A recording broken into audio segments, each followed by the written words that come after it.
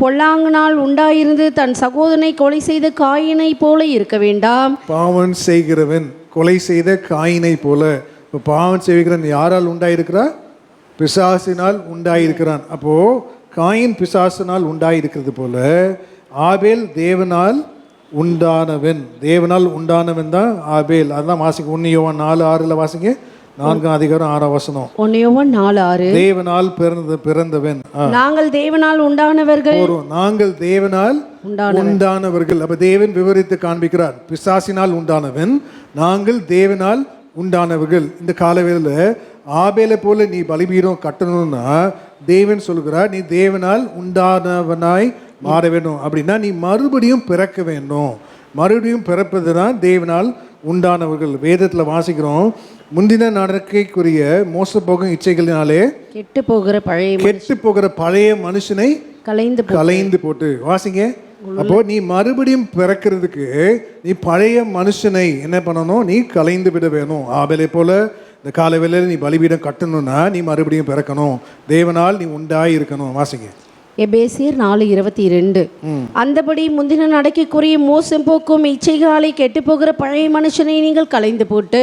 அப்போ இச்சையினாலே ஒரு மனுஷன் கெட்டு போகிறான். நீங்க நல்லா கற்றுக்கொள்ளுங்க. நிறைய இச்சை இருக்கு இல்ல? அதனால கெட்டு போகிற இச்சை, நல்ல உலகத்துக்குரிய இச்சைகளால நீ இழுக்கப்படக்கூடாது. போதும் என்ற மனமே தேவ பக்திக்கு மிகுந்த ஆதாயம். தேவன் நமக்கு கொடுத்தது போதும். அல்லேலூயா. நீ துணிகரமாக கடன் வாங்கி செயல்படக்கூடாது. வேதம் ஆண்டு கற்றுக் கொடுக்கிறார். நீ வாசிங்க. போதும் என்ற மனமே தேவ பக்திக்கு மிகுந்த ஆதாயம். அதுதான் ஆதாயம். நீ தேவனை ஆதாயப்படுத்திக் கொள்ளணும். தேவன் உன்னை உயர்த்தும் வரைக்கும் அவருடைய பலத்த கரத்துல நீ அடங்கி இருக்கணும். தேவன் பலரை எழுப்புவார். அதே போல தேவன் உனக்கு உதவி செய்ய தேவனுக்கு நிறைய வழிகள் உண்டு. நீ ஆண்டுக்கு கற்றுக் கொடுக்க கூடாது. வாசிங்க வேகமா. 1 தீமோத்தேயு 6:6. போதும் என்கிற மனதோடு கூடிய தேவ பக்தியே மிகுந்த ஆதாயம். உலகத்தில் நாம் ஒன்றும் கொண்டு வந்ததும் இல்லை, இதிலிருந்து நாம் ஒன்றும் கொண்டு போவதும் இல்லை என்பது நிச்சயம். போதும். அப்ப தேவன் இடைப்படுகிறார். வேதம் சொல்லுது கெட்டு போகிற வாசிங்க. எபேசியர் 4:22. பழைய மனுஷனை கலைந்து விட்டு இச்சைகளினாலே. வாசிங்க. அந்தபடி முந்தின நடக்கைக்குரிய மோசம் போக்கும் இச்சைகளாலே கெட்டு போகிற பழைய மனுஷனை நீங்கள் கலைந்து போட்டு. மோசம் போகும் இச்சைகளினாலே என்ன இச்சை? எல்லாமே இச்சை தான். எல்லாமே இச்சை தான். உனக்கு இல்லாதவைகளை நீ வேணும் என்று சொல்லுகிறது இச்சை தான். அப்படின்னா தேவன் ஏற்ற வேலையில் நமக்கு எல்லாத்தையும் கொடுக்க வல்லவராக இருக்கிறார். ஆகாயத்து பறவைகளை போஷிக்கிற தேவன் ஒன்றையும் என்னையும் போஷிக்க தெரியாதா? காகம் என்ன பண்ணுமா? அதுக்கு ஆகாரம் வேண்டும் என்பதை யாரை நோக்கி கூப்பிடுது தெரியுமா? தேவனை நோக்கி கூப்பிடுது. வாசிங்க. காகம் கூப்பிடுது. அப்ப நீ ஜெபிக்கிறியே, உன் தேவையை தேவன் சந்திக்க மாட்டாரா? நீ உன் விசுவாசம் இல்லையா? அதனால தேவன் சொல்றாரு அற்ப விசுவாசி என்று இந்த காலவேளை பேர் எடுக்க கூடாது. வாசிங்க வேகமா. சங்கீதம் 104:27. ஏற்ற வேளையில் ஆகாரத்தை தருவீர் என்று அவைகளெல்லாம் உம்மை நோக்கி காத்திருக்கும். ஏற்ற வேளையில ஆகாரம் கொடுப்பார் என்று அவைகள் எல்லாம் உம்மை நோக்கி காத்திருக்கும். காகம் பாருங்க கூப்பிடுது, ஏற்ற வேலையில ஆகாரம் கொடுக்கும் என்று. அப்ப தேவன் இடைப்படுகிறார் இந்த கால வேலையில. வாசிங்க. எபேசியர் 4:22 திருப்பியும். முந்திய நடக்கைக்குரிய மோசம் போகும் இச்சைகளினாலே. அந்தபடி முந்தின நடக்கைக்குரிய மோசம் போக்கும் இச்சைகளாலே கெட்டு போகிற பழைய மனுஷனை நீங்கள் கலைந்து போட்டு. பழைய மனுஷனை கலைந்து போட்டு உங்கள் உள்ளத்திலே புதிதான ஆவி உள்ளவர்களாகி. தேவன் சொல்கிறார், உங்கள் உள்ளத்தில் புதிதான ஆவி உள்ளவர்களாகி மெய்யான நீதியிலும் பரிசுத்தத்திலும் தேவனுடைய சாயலாக சிருஷ்டிக்கப்பட்ட புதிய மனுஷனை தரித்துக் கொள்ளுங்கள். மெய்யான நீதியிலும் பரிசுத்தத்திலும் வேதம் சொல்லுது தேவனுடைய சாயலாக சிருஷ்டிக்கப்பட்ட புதிய மனுஷனை நீ தரித்து கொள்ளணும். புதிய மனுஷன் தேவனால் உண்டாயிருக்கிறான். born again, மறுபிறப்பு. புதிய மனுஷன். புதிய மனுஷன். வேதம் சொல்லுது ஒருவன் கிறிஸ்துவுக்குள்ளாய் இருந்தால் புதிய சிருஷ்டியாய் இருக்கிறான். பழையவைகள் எல்லாம் ஒளிந்து போயின, புதியவைகள் தோன்றின, உண்டாயின. புது சிருஷ்டி, நியூ கிரியேஷன். வாசிங்க. 2 கொரிந்தியர் 5:17. இப்படி இருக்க ஒருவன் கிறிஸ்துவுக்குள் இருந்தால் புதிய சிருஷ்டியாய் இருக்கிறான். பழையவைகள் ஒழிந்து போயின, எல்லாம் புதிதாயின. பழையவைகள் எல்லாம் ஒழிந்து போயின. நிறைய பேர் பாருங்க, நிறைய சர்ச் நியூ கிரியேஷன் சர்ச், புதிய சிருஷ்டி சபை. நீ பெயர் வச்சிருக்கலாம், ஆனால் நீ ஜீவியம் மாறாத பட்சத்தில் என்ன பிரயோஜனம்? சிஎஸ்ஐ சர்ச்லலாம் பாருங்க, என்ன பாருங்க, சிஎஸ்ஐ சர்ச்சில் பாரம்பரிய சர்ச்லலாம் ஹார்வெஸ்ட் ஃபெஸ்டிவல்னு வைப்பாங்க தெரியுமா? அர்ப்பன் பண்டிகை. ஃபஸ்ட்டு 1 தட்டு 2 தட்டு, முதல் தட்டெல்லாம் எடுக்கணும். முதல் தட்டு எடுக்கிறவங்க ஐயா சொல்லுவார், அபரிதமான ஆசீர்வாதம். என் தாத்தாக்கு தாத்தா பாட்டி எங்கள் அப்பா தான் முதல் பிள்ளை, நாங்களாம் முதல் வீட்டு பிள்ளைங்க. மறுமனையாட்டிங்க நிறைய பேர். அது மறுமனையாட்டியும் அதே சபைக்கு தான் வரும். ஐயர் பாருங்க, மறுமனையாட்டி போட்டுப்படி அந்த முதல் தட்டை எடுக்கும். இதெல்லாம் உண்மை. மறுமனாட்டி ஐயர் இவங்களையும் ஆசீர்வதிப்பார், அவங்களையும் ஆசீர்வதிப்பார். 2 பேரும் ஒரே சபைக்கு தான் வருவாங்க. மறுமனாட்டி வீடு அந்த முதல் தட்டை 1 லட்சத்துக்கு எடுப்பாங்க. எப்படி வெறும் பழம்லாம் இருக்கும், பழம்லாம். அர்ப்பன் பண்டிகை இது ஆசீர்வாதம். இப்போ எப்படி வச்சு புதிய சிருஷ்டி சபையில் இப்போ எப்படி எங்கே பிளஸ்ஸியை காணோம்? பிளஸ்ஸி பாரு, முதல் தேங்காய் 100 ரூபா 100 ரூபா 100 ரூபா 500 ரூபா 500 ரூபா 500 ரூபா 1000 1000 2000 2000 என்ன மோசஸ் 5000 சோல்டு. தேங்காய் எவ்வளோ குத்தோம்? இப்போ ஏலம் விடுறது. இது என்னது? புது சிருஷ்டி சபையில் என்னன்னு கேட்டால் மிஷின் சேலம். இப்போ பேர் தான் மாறிடுச்சு, அதே தான். இப்போ என்ன பண்ணுறாங்க? Machine sale. தேங்காய் என்ன? ஒரு தேங்காவை நீ 5000 ரூபாய்க்கு விற்கிறனா எவ்வளோ பெரிய ஆள் நீ? இப்போ நான் எல்லாம் அதனால தான் இப்போ எல்லோரும் ஊழியக்காரங்களான்னு நினைக்கிறேன். புரியுதா? சம்பாதிக்கிற பலரும் நம்ம வருமானம் நமக்கே பத்தலை இல்லை. யாருக்காவது போதுமா கேளுங்க? பத்தலை இல்லை. நம்ம வருமானம் நமக்கே பத்தலை. பேசாமல் எல்லாம் பாஸ்டர் எல்லாம் தான் நானும் பாஸ்டர் ஆகிட்டேன். என்ன சொல்கிறீங்க? வாசிங்க. அதனால தான் தேவன் சொல்கிறாரு, என்னுடைய தேவனுடைய வீடை என்ன பண்ணிட்டீங்க? கல்லர் குகை வியாபார ஸ்தலமாக மாற்றி விட்டீங்கடா. நீங்கள் பலி செலுத்துகிற இடம், தேவன் உன் பலி அங்கீகரிக்கிற இடம். நீ என்ன பண்ணிட்ட? இதை என்ன பண்ணிட்ட? ஆண்டு கடும் கோபம் ஆயிடுச்சு. வாசிங்க. யோவான் 2:15 யோவான் 2:15. கயிற்றினாலே ஒரு சவுக்கை உண்டு பண்ணி அவைகள் யாவரையும் ஆடு மாடுகளையும் தேவாலயத்துக்கு புறம்பே துரத்திவிட்டு காசுக்காருடைய காசுகளை கொட்டி பலகைகளை கவிழ்த்து போட்டு புறா விற்கிறவர்களை நோக்கி, இவைகளை இவ்விடத்திலிருந்து எடுத்துக்கொண்டு போங்கள், என் பிதாவின் வீட்டை வியாபார வீடா ஆக்காதீருங்கள் என்றார். இப்போ தேவனுடைய வீடை நீ என்ன பண்ணிட்டு? வியாபார ஸ்தலமாக மாற்றிவிட்டு. இந்த காலவெளியில் தேவனுக்கு கடும் கோபம் இருந்துச்சு இல்லை. இப்போ யூதர்களுக்கு அது விசேஷமாக மாறிடுச்சு. என்ன விசேஷம்? 10 ரூபா தேங்காவை எத்தனை சேக்கலுக்கு விற்கிறாங்க. நம்ம ஆளுங்க இப்போ என்ன பண்ணுறாங்க? வெள்ளித்தட்டை 1 லட்சமோ 25 ரூபா தேங்காய் 5000 ரூபாய்க்கு விற்கிறது வியாபாரமாக மாறிடுச்சு. இப்போ தேவன் சொல்கிறது அவர்களுக்கு அது விசேஷமாக இருக்கிறது போல் நமக்கு என்ன விசேஷம்? புதுசாக விவாகம் பண்ணவர்கிட்ட கேட்பாங்க. என்ன கேட்பாங்க? என்ன விசேஷம் அப்படின்னா என்ன? குழந்தை. குழந்தை. என்ன விசேஷம் இருக்கா அப்படின்னா என்ன? குழந்தை. என்ன பிறந்திருக்கு இந்த காலவேளையில்? நமக்கு என்ன விசேஷம்? சுவிசேஷம் தான் விசேஷம். அல்லேலூயா. சுவிசேஷம் தான் நமக்கு விசேஷமா இருக்கு. இப்போ தேவன் சொல்லுகிறார், இப்போ தேவன் பிறந்தார், நமக்காக அடிக்கப்பட்டார், 3ஆம் நாள் உயிர் தெழுந்தார். இதை நீ விசுவாசிக்கணும். இதுதான் நமக்கு விசேஷம். அப்போ 1 யோவான் 5:1 வாசிங்க. இப்போ இயேசு ஆனவரை கிறிஸ்து தேவன் விசுவாசிக்கிறோம், அதுதான் நமக்கு விசேஷமே. 1 யோவான் 5:1. இயேசுவானவரே கிறிஸ்து என்று விசுவாசிக்கிற எவனும் தேவனால் பிறந்திருக்கிறான். தேவனால் பிறந்திருக்கிறான். நீ விசுவாசிக்கணும். இந்த காலவேளை ஆபேலை போல நீ பலிபீடம் கட்டணும்னா, ஆபேல் தேவனால் உண்டானவன் அப்படின்னா மறுபிறப்பு.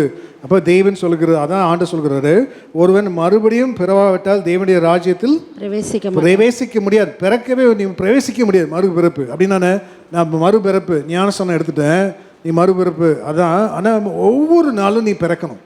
இயேசுக்காக, திருவசனத்துக்காக, தேவனுடைய வெளிப்படுத்தலுக்காக என்ன தேவன் போதிக்கிறாரோ அன்னைக்கு அந்த சபையை எப்படி பலப்படுத்துகிறாரோ அதுக்கு நீ பிறக்கணும். நீ மறுபடியும் பிறந்துட்டேன், ரட்சிக்கப்பட்டேன், ஞானஸ்தானம் கட்டு ரொம்ப நாளாச்சு, உன் உடை மாறல. ஆனால் ஒரு மனுஷனை கண்டுபிடிக்கலாமா? எப்படி கண்டுபிடிக்கலாம் சொல்லுங்கள்? ஒரு மனுஷனை நடை, உடை, பாவனை. நீ ரட்சிக்கப்பட்டு 30 வருஷம் ஆச்சு, இன்னும் நீ கலர் சாரி தான் கட்டுற.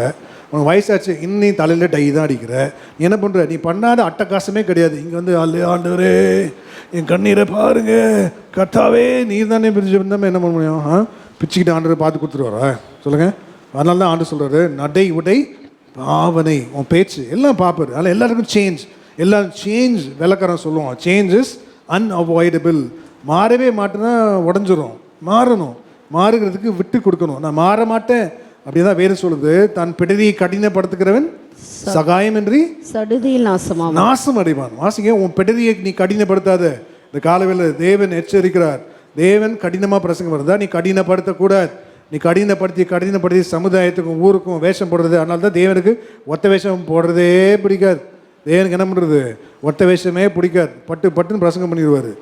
திடீர்னு சொல்லுவார் ஆண்டர் பார்த்து, ஏறுவது பார்த்து என்ன சொல்லுவார்? அந்த நரிக்கு போய் சொல்லுங்க. எப்படி பிரசங்க பாருங்க. எருசலேம் ஜனத்தை பார்த்து ஆண்டு சொல்லுவார், விபச்சார சந்ததி. இப்போ இந்த மாதிரிலாம் நாங்கள் பிரசங்கம் பண்ணால் என்ன பண்ணுவீங்க? இப்போவே கொஞ்சம் பேர் தான் பார்க்குறோம் யூடியூப்பில். இன்னும் சப்ஸ்கிரைபர் கம்மியாயிரும். நீ என்னடா பிரசங்கம் பண்ணி நாங்கள் கேட்டு வாசிங்க. நீதிமொழிகள் 29:1. அடிக்கடி கடிந்து கொள்ளப்பட்டும் தன் பிடரை கடினப்படுத்துகிறவன் சகாயமின்றி சடுதியில் நாசமடைவான். சகாயமின்றி சடுதியில் நாசம் அடைவ. நீ உன் பிடரை நீ கடினப்படுத்த கூடாது இந்த காலவேளையில். அடுத்த இடத்த வாசிங்க. இப்போ தேவன் யோவான் 3:3.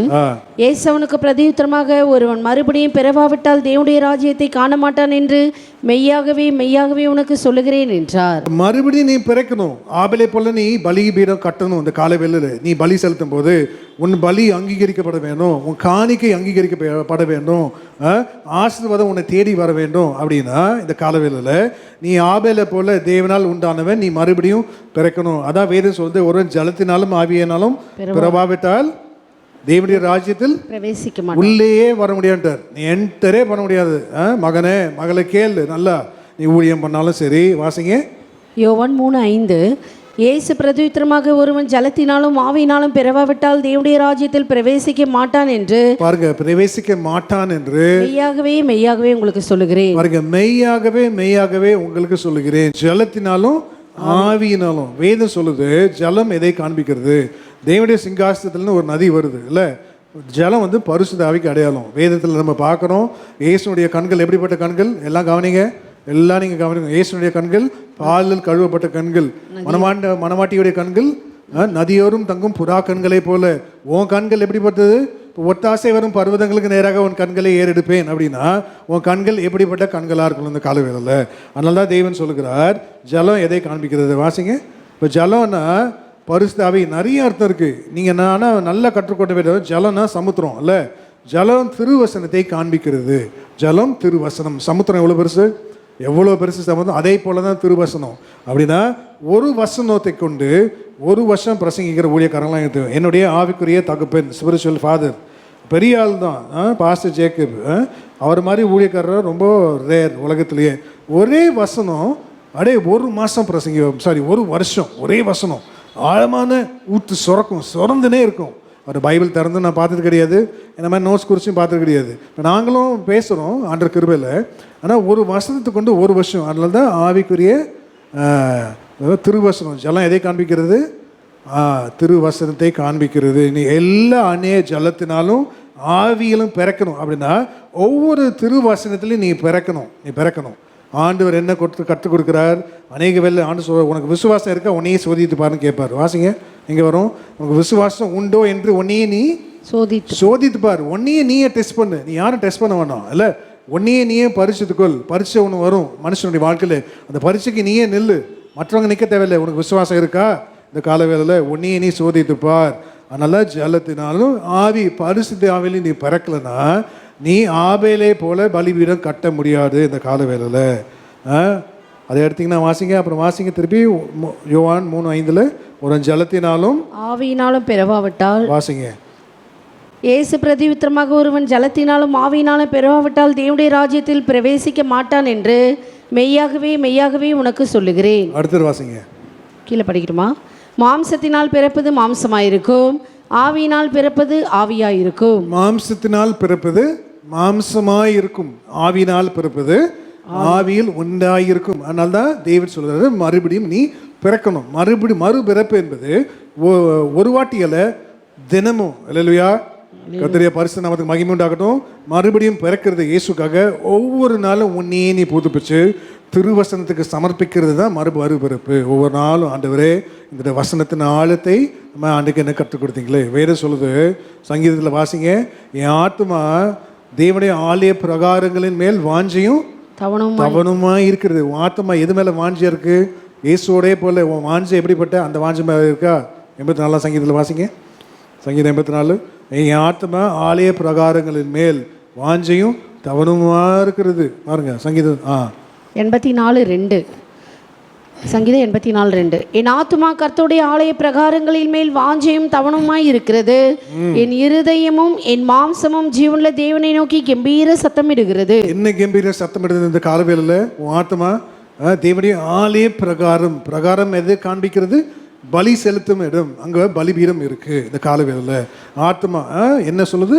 இருதயமே என் மாம்சமும் ஜீவனுள்ள தேவனை நோக்கி கம்பீர சத்தம் எடுக்கிறது. அதனால தான் டீப் கால்ஸ் டு டீப். ஆழத்தை ஆழம் கூப்பிடுகிறது. வாசிங்க, டீப் கால்ஸ் டு டீப். நீ வாஞ்சியாக இருக்க இந்த காலவேளையில் இயேசுவை போல் நீ மாற வாஞ்சியாக இருக்கணும். அதுதான் உன் வாஞ்சையே. என்ன வாஞ்ச? சபைக்கு எதுக்கு வந்திருக்கிற? தேவன் உனக்கு துயரங்கள், கஷ்டங்கள், நிந்தைகள், பாடுகள், அவமானங்கள், பிரச்சனைகள் எல்லாருக்கும் உண்டு. யாருக்கு தான் இல்லை? எனக்கு இல்லையா? கேட்குறவங்க உங்களுக்கு இல்லையா? எல்லாருக்கும் உண்டு. ஆனால் தெய்வம் வாஞ்ச என்ன இந்த காலவேளையில்? Deep calls to deep. வாசிங்க சங்கீதம் 42:7. உமது மதகுகளின் இறைச்சலால் ஆழத்தை ஆழம் கூப்பிடுகிறது, உமது அலைகளும் திரைகளும் எல்லாம் என்மேல் புரண்டு போகிறது. பாருங்க என்ன அழகா ஒரு பக்தன் எழுதிய பாருங்க. ஆழத்தை ஆழம் கூப்பிடுகிறது. தேவன் ஆழமானவர். உன் ஆழம் எப்படிப்பட்டது இந்த காலவேளையில்? உன் வாஞ்சை எப்படிப்பட்டது? உன் அர்ப்பணிப்பு எப்படிப்பட்டது? உன் தியாகம் எப்படிப்பட்டது? நீ தேவனுக்காக என்ன இழக்க ஆயத்தமாக இருக்க? ஒரு பட்டியல் போட்டார், பட்டியல் போடலாமா? பேசுகிறான்னு கேட்குறீங்களும். ஆண்டருக்காக இவ்வளோ எழுந்துட்டேன்னு சொல்கிறியே. நான் என் இழப்பை சொல்கிறேன், உன் இழப்பை நீ சொல்கிறியா? எத்தனை உறவுகளை எழுந்திருக்க, எத்தனை கோடி எழுந்திருக்க, எத்தனை அவமானம் நிந்தைகளை நீ சகிச்சிருக்க, எத்தனை கண்ணீரின் பாதை வழியாக நீ நடந்து போயிருக்க. பட்டியல் போடலாமா? அதனால் தேவன் சொல்கிறார். அதனால தான் தேவன் சொல்கிறாரு, அவன் தன் சிலுவையை எடுத்து வா என் பின்னால். யாருடைய சிலுவையில்? மோசஸுடைய சிலுவை எடுத்து என்ன பின்வல்ல சொல்லலை. என் சிலுவை எடுத்து நீ பின்பற்றுன்னு சொல்லலை. உனக்கு உரிய பாரம், சுமக்க முடியாத பாரத்தை தேவன் ஒரு நாளும் சுமக்கிறதே அல்ல. நீ எவ்வளோ சுமப்ப இல்லைனா நீ அவ்வளோ அதற்கு ஏற்ற தான் பிரச்சனை. அதுக்கு மேலே கொடுத்தா நம்ம என்ன பண்ணிடுவோம்? சபை விட்டு ஓடி போயிடுவோம். ஆண்டுக்கு தெரியும். அதனால் சுமக்க முடியாத பாரத்தை ஒரு நாள் தேவன் சுமப்பதற்கு அனுமதி கொடுக்கறதில்ல. ஆனால் நீ சுமக்கணும். அதனால தான் தேவன் சொல்றார், தன் சிலுவை எடுத்து. வாசிங்க மத்தேயு 10:38. தன் சிலுவை எடுத்துக்கொண்டு என்னை பின்பற்றாதவன் எனக்கு பாத்திரன் அல்ல. உன்னுடைய சிலுவையை எடுத்து. உன்னுடைய சிலுவைன்னா எல்லா மனுஷனுக்கும் ஒரு பிரச்சனைன்னு ஒன்று உண்டு. எல்லா மனுஷனுக்கும் துயரங்கள் என்பது உண்டு. எல்லா மனுஷனுக்கும் கஷ்டங்கள், பாடுகள் என்பது உண்டு. இவைகளை நீ கடந்து போகணும். அதான் வேதம் சொல்லுது, கணுக்கால் அளவில், முழங்கால் அளவில், இடுப்பளவில் எங்கே நீச்சல் ஆழத்துக்கு வா. இந்த காலவேளையில் தேவன் உன்னை என்னை அழைக்கிறார். ஆழத்துக்கு வா. தேவனுடைய அற்புதங்களையும் அடையாளங்களையும் நீ பார்க்கணும். எங்கே நீ பார்க்க முடியும்? கரையிலேயே இருந்தா. கரையில் இருந்தால் உனக்கு என்ன கிடைக்கும்? அந்த சின்ன நண்டு விடும் பாருங்க. இப்போ பசிச்சா அதான் நீ அந்த நண்டு தான் சாப்பிடணும். ஆழத்துக்கு வந்தோன்னா ஆண்டர் என்ன சொல்கிறாரு? பெரிய மீன் இருக்குது, வா ஆழத்தில். நீ தைரியமாக வா. நீ ஆண்டுக்கு தைரியமாக வந்து ஆண்டுக்கு இழக்க ஆயத்தமாக நெல் பிரதிஷ்டை பண்ணு. உன் பிரதிஷ்டையில் உண்மையாக இரு. ரட்சிக்கப்பட்ட ஆண்டவரே, பெந்தகோஸ்து சபைக்கு வந்துட்டேன், அதுக்கு ஏற்ற ஜீவியம் பண்ணு. வாசிங்க எசேக்கியேல் 47:3. அந்த புருஷன் தமது கையில் நூலை பிடித்து கொண்டு கிழக்கே புறப்படுகையில் 1000 முழம் அளந்து என்னை தண்ணீரை கடக்க பண்ணினார். தண்ணீர் கணுக்கால் அளவாய் இருந்தது. பின்னும் அவர் 1000 முழம் அளந்து என்னை தண்ணீரை கடக்க பண்ணினார். அங்கே தண்ணீர் முழங்கால் அளவாய் இருந்தது. பின்னும் அவர் 1000 முழம் அளந்து என்னை கடக்க பண்ணினார். அங்கே தண்ணீர் இடுப்பளவாய் இருந்தது. பின்னும் அவர் 1000 முழம் அளந்தார். அங்கே அது நான் கடக்கக்கூடாத நதியாய் இருந்தது. தண்ணீர் நீச்சாழமும் கடக்க முடியாத நதியுமாய் இருந்தது. கடக்கக்கூடாத நதியாய் இருந்தது. தண்ணீர் நீச்சாலும் கடக்க முடியாத நதியுமாய் இருந்தது. கடக்க முடியாத, உன்னால கடக்க முடியாது. இக்கரையிலிருந்து அக்கறைக்கு போக முடியாது. உன்னுடைய பலத்திலேயோ, உன்னுடைய ஞானத்திலேயோ, உன்னுடைய அறிவிலையோ, உன்னுடைய செயல்பாடிலையோ, உன்னுடைய தாளந்திலேயோ, உன்னுடைய அனுபவத்திலேயோ உன்னால் கடந்து போக முடியாது. அதனால தான் தேவன் சொல்கிறார், ஆழத்துக்கு வா. அங்கே தேவன் சொல்கிறார் என்ன ஆழத்தில்? சங்கீதம் 107:24 வாசிங்க. அங்கே ஆழத்தில் என்ன இருக்குது பாருங்க. ஆழத்தில் தேவனுடைய கிரியையும். வாசிங்க சங்கீதம் 107:24. அவர்கள் கர்த்தருடைய கிரியைகளையும் ஆழத்திலே அவருடைய அதிசயங்களையும் காண்கிறார்கள். ஆமென். அல்லேலூயா சொல்லுங்க. அல்லேலூயா, அல்லேலூயா. அவர் கர்த்தருடைய கிரியைகளையும் ஆழத்தில் அவருடைய அதிசயங்களையும் காண்கிறார்கள். ஆழத்தில் வா, நான் கற்றுக் கொடுக்குறேன்.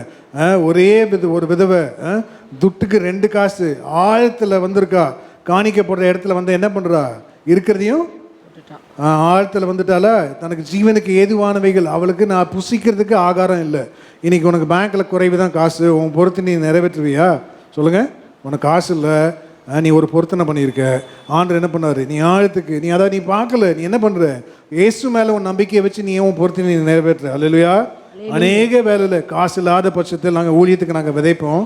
அடுத்த நாள் எங்களுக்கு ஆண்டவர் திறந்து கொடுப்பார். அல்லேலூயா. காசே கிடையாது, நீங்கள் நம்ப மாட்டீங்க, காசே கிடையாது. அந்த வாரம் கடுமையான போராட்டமாக இருக்கணும். ஐயோ சும்மா இப்போ ஆண்டவரே, நான் ஒரு வாட்டி வசனம் சொல்கிறேன், ஏராளமான வசனம். நமக்கு என்ன பண்ண, நம்மளும் மனுஷன் பலவீனம்ல, ஏதாவது பேசி ஃபோனை தட்டு ஒரு ஆப்பை தொடுவேன். இன்றைய வேத வசனம் தொட்டால் நான் என்ன வசனம் பண்ணால் எடுத்துக்கொள்கிறேன். என்னுடைய குறைவா, நான் என்னுடைய அவிசுவாசமாக வசனம் தொட்டா வசனம் வருது. நேற்று தேவன் நீதிமான்களை இல்லை நீதிமான்களை சோதித்து அறிகிறான். நான் பச்சப்பா சரியான வசனப்பா.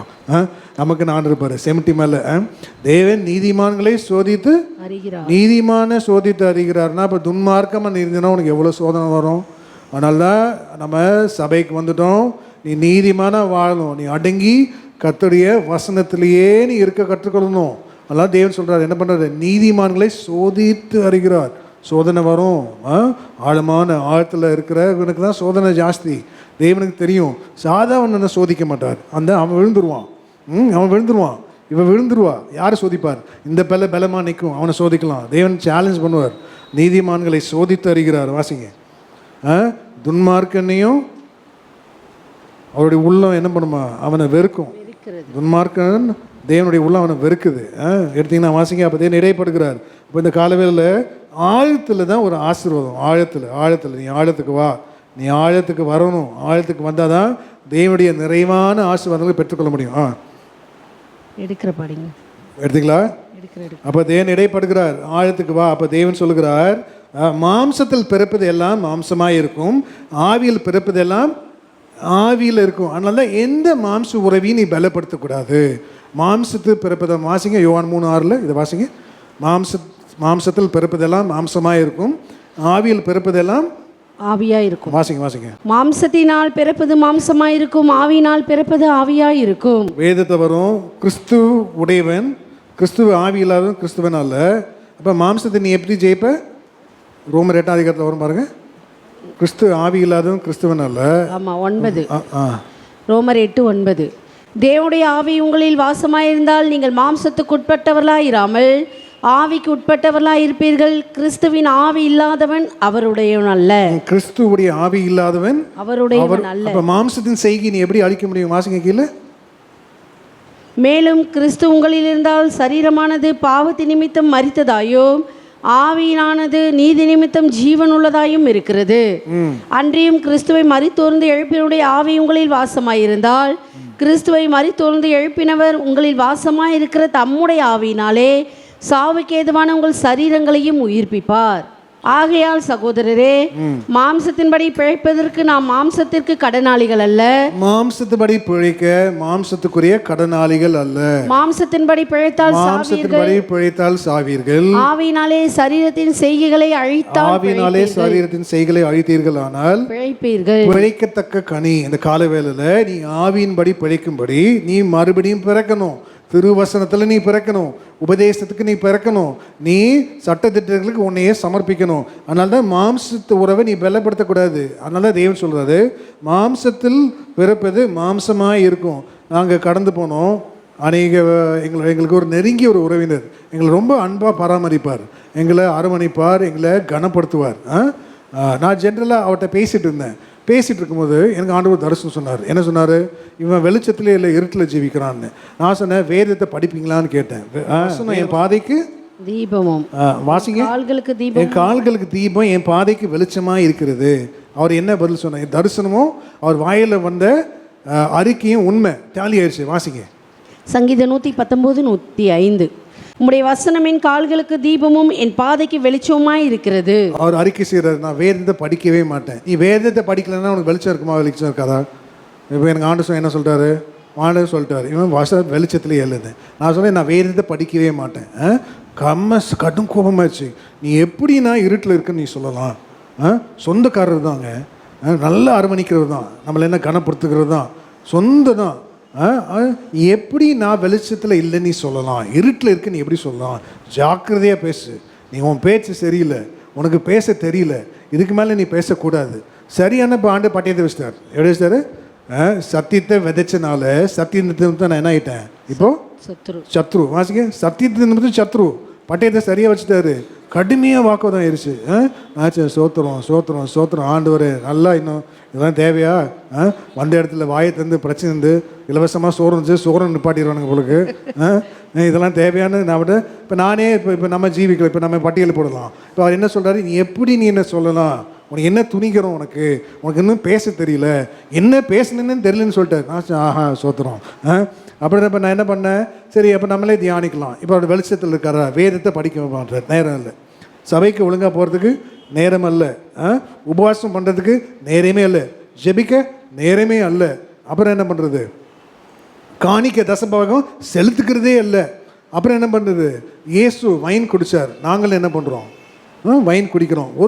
ஒரு கிளாஸில் ஒரு பாட்டில் எவ்வளோ பாருங்க. இதே இப்படி தானே, நம்மளுக்கு தான் தெரியுமில்ல, இப்படிலாம் கை காமிச்சா தெரியுமில்ல.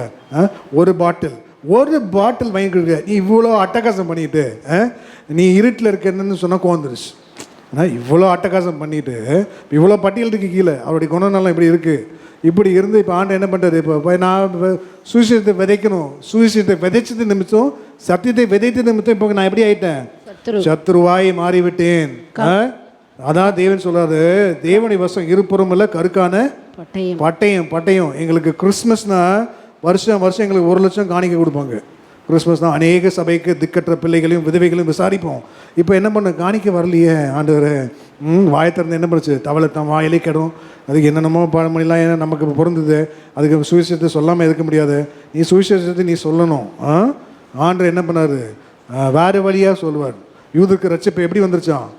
இப்போ நீ வரலன்னா வேறு வழியை வந்துடும். அதனால தான் நான் என்ன சொல்கிறேன், இந்த காலவேளையில் மறுபிறப்பு, நீ மறுபடியும் பிறக்கணும். வேதம் சொல்லுது, ஆதியிலே வார்த்தை இருந்தது, அந்த வார்த்தை தேவனாக இருந்தது, அந்த வார்த்தை தேவனிடத்தில் இருந்தது. வாசிங்க யோவான் 1:1. ஆதியிலே வார்த்தை இருந்தது, அந்த வார்த்தை தேவனிடத்தில் இருந்தது, அந்த வார்த்தை தேவனாய் இருந்தது. நீ அந்த ஜீவன் இல்லையே, உனக்கு மறுபிறப்பு இல்லையே, நீ என்ன வெளிச்சத்தில் இல்லை, இருட்டில் தானே இருக்க. உண்மையை தானே சொன்னோம். உண்மையை சொன்னதுக்கு இவ்வளோ பிரச்சனையா, இவ்வளோ போராட்டமா? அப்போ நீ தேவனுக்காக பக்தி வைராக்கமா நீ எப்படி ஆபேலோட பலிபீடத்தை கட்ட முடியும்? நீ தேவனுக்காக. நிறைய பேர் சொல்லுவாங்க, வாசிங்க, அவருக்குள் யோவான் 1:4. அவருக்குள் ஜீவன் இருந்தது, அந்த ஜீவன் மனுஷருக்கு ஒளியாய் இருந்தது. அவருக்குள் ஜீவன் இருந்தது, அந்த ஜீவன் மனுஷருக்கு ஒளியாய் இருந்தது. அந்த ஜீவன் உனக்குள் இல்லையே, மறுபிறப்பு இல்லையே, அந்த ஒளி இல்லையே, உன்னால் வாசமாக இருக்கவில்லையே, நீ தேவனுக்காக. அதனால தான் தேவன் சொல்ல, மறுபிறப்பு என்பது வேறு பாவத்துக்கு நேராக பிரயாணம் பண்ணினவன் இப்போ பரிசுத்தத்துக்கு நேராக பிரயாணம் பண்ணிக்கிறான். உலகத்துக்கு நேராக பிரயாணம் பண்ணிக்கிறவன் இப்போ பரலோகத்துக்கு நேராக பிரயாணம் பண்ணிக்கிறான். மரணத்துக்கு நேராக பிரயாணம் பண்ணினவன் இப்போ எதுக்கு நேராக? ஜீவனுக்கு நேராக பிரயாணம் பண்ணிக்கிறான். நித்திய அழிவுக்கு நேராக பிரயாணம் பண்ணினவன் இப்போ நித்திய ஜீவனுக்கு நேராக பிரயாணம் பண்ணுகிறான். இதுதான் மறுபிறப்பு. நீ பிறக்கணும். இவைகளில் நீ பிறக்கும்போது தான் ஆபேலை போல நீ பலிபீடம் கட்ட முடியும். ஆபேல் இப்போ இதெல்லாம் ஆபேலோட குணநலம் தான். இப்போ ஆபேலோட குணநலத்தை தான் நம்ம பார்க்க போகிறோம். கர்த்தருடைய உதவியது. வசனத்துக்கு ஒரு தன்மை உண்டு. என்ன தன்மை? மறுபடியும் அந்த மனுஷனை பிறக்க வைக்கிறது தான் வசனத்தின் தன்மை. வசனம் என்ன பண்ணும்? மறுபடியும் அவனை பிறக்க வைக்கும். வசனத்துக்கு தன்மை இருக்கா இல்லையா? மாறி உறைந்த மழை வானத்திலிருந்து இறங்கி பூமியை நினைத்து அவ்விடத்தில் திரும்பாமல் தேவன் என்ன பண்ணுறான்? தான் விரும்புகிற காரியம் செய்யும் வரைக்கும் அதை நிறைவேற்றுமா? விதைக்கிறவனுக்கு விதையும் புசிக்கிறவனுக்கு ஆகாரம் கொடுக்கறது எப்படியோ, நான் விரும்புகிற காரியம் வசனத்துக்கு ஒரு தன்மை அவனை மறுபடியும் பிறக்க வைக்கும். வாசிங்க ஏசாயா 55:10. மாறியும் உறைந்த மழையும் வானத்திலிருந்து இறங்கி அவ்விடத்துக்கு திரும்பாமல் பூமியை நனைத்து அதில் முளை கிளம்பி விளையும்படி செய்து விதைக்கிறவனுக்கு விதையும் புசிக்கிறவனுக்கு ஆகாரத்தை கொடுக்கிறது எப்படியோ அப்படியே என் வாயிலிருந்து புறப்படும் வசனமும் இருக்கும். அது வெறுமையாய் என்னிடத்துக்கு திரும்பாமல் திரும்பவே திரும்பாது. அது நான் விரும்புகிறதை செய்து நான் அதை அனுப்பின காரியம் ஆகும்படி வாய்க்கும். பாத்தீங்களா? மறுபடியும் அவனை பிறக்க வைக்கும். அல்லேலூயா. அப்ப தேவன் சொல்லுகிறார் பலிபீடம். அப்போ எல்லாரும் இந்த வயலில் கால வேலை. அதனால தான் தேவன் சொல்லுறார், மதிக்கேடுன்னு காணிக்கையை பரிசுமாக்குகிற பலிபீடமா? மதிக்கேடுன்னு இந்த கால வேலை உன் காணிக்கையை பரிசுமாக்குற பலிபீடமா? எது முக்கியம்? மதிக்கேடுனே அப்படின்னு சொல்றாரு ஆண்டவர். அப்படின்னா என்ன? விசுவாசிகளை பார்த்து சொல்றாரு, மதிக்கேடுன்னு உன் காணிக்கையை பரிசுமாக்குகிற பலிபீடமா? ஊழியக்காரங்களை எங்களை பார்த்து தேவன் சொல்லுவார், மதிக்கேடுன்னு காணிக்கை அப்படின்னா உன் ஊழியமா, இல்லைன்னா உன்னை பரிசுத்தமாக்குகிற உன் ஜீவியமா? எது முக்கியம் இந்த காலவேளையில்? இந்த காலவேளையில் நீ உன் காணிக்கை அங்கீகரிக்கப்பட வேண்டிய இடம்தான் பலிபீடம். ஆபேல் பலிபீடத்தை கட்டினான். இப்போ ஆபேல் பலிபீடத்தை கட்டுறதுக்கு அவனோட குவாலிட்டி என்ன? வாசிங்க மதிக்கேடுனே. மத்தேயு 23:19.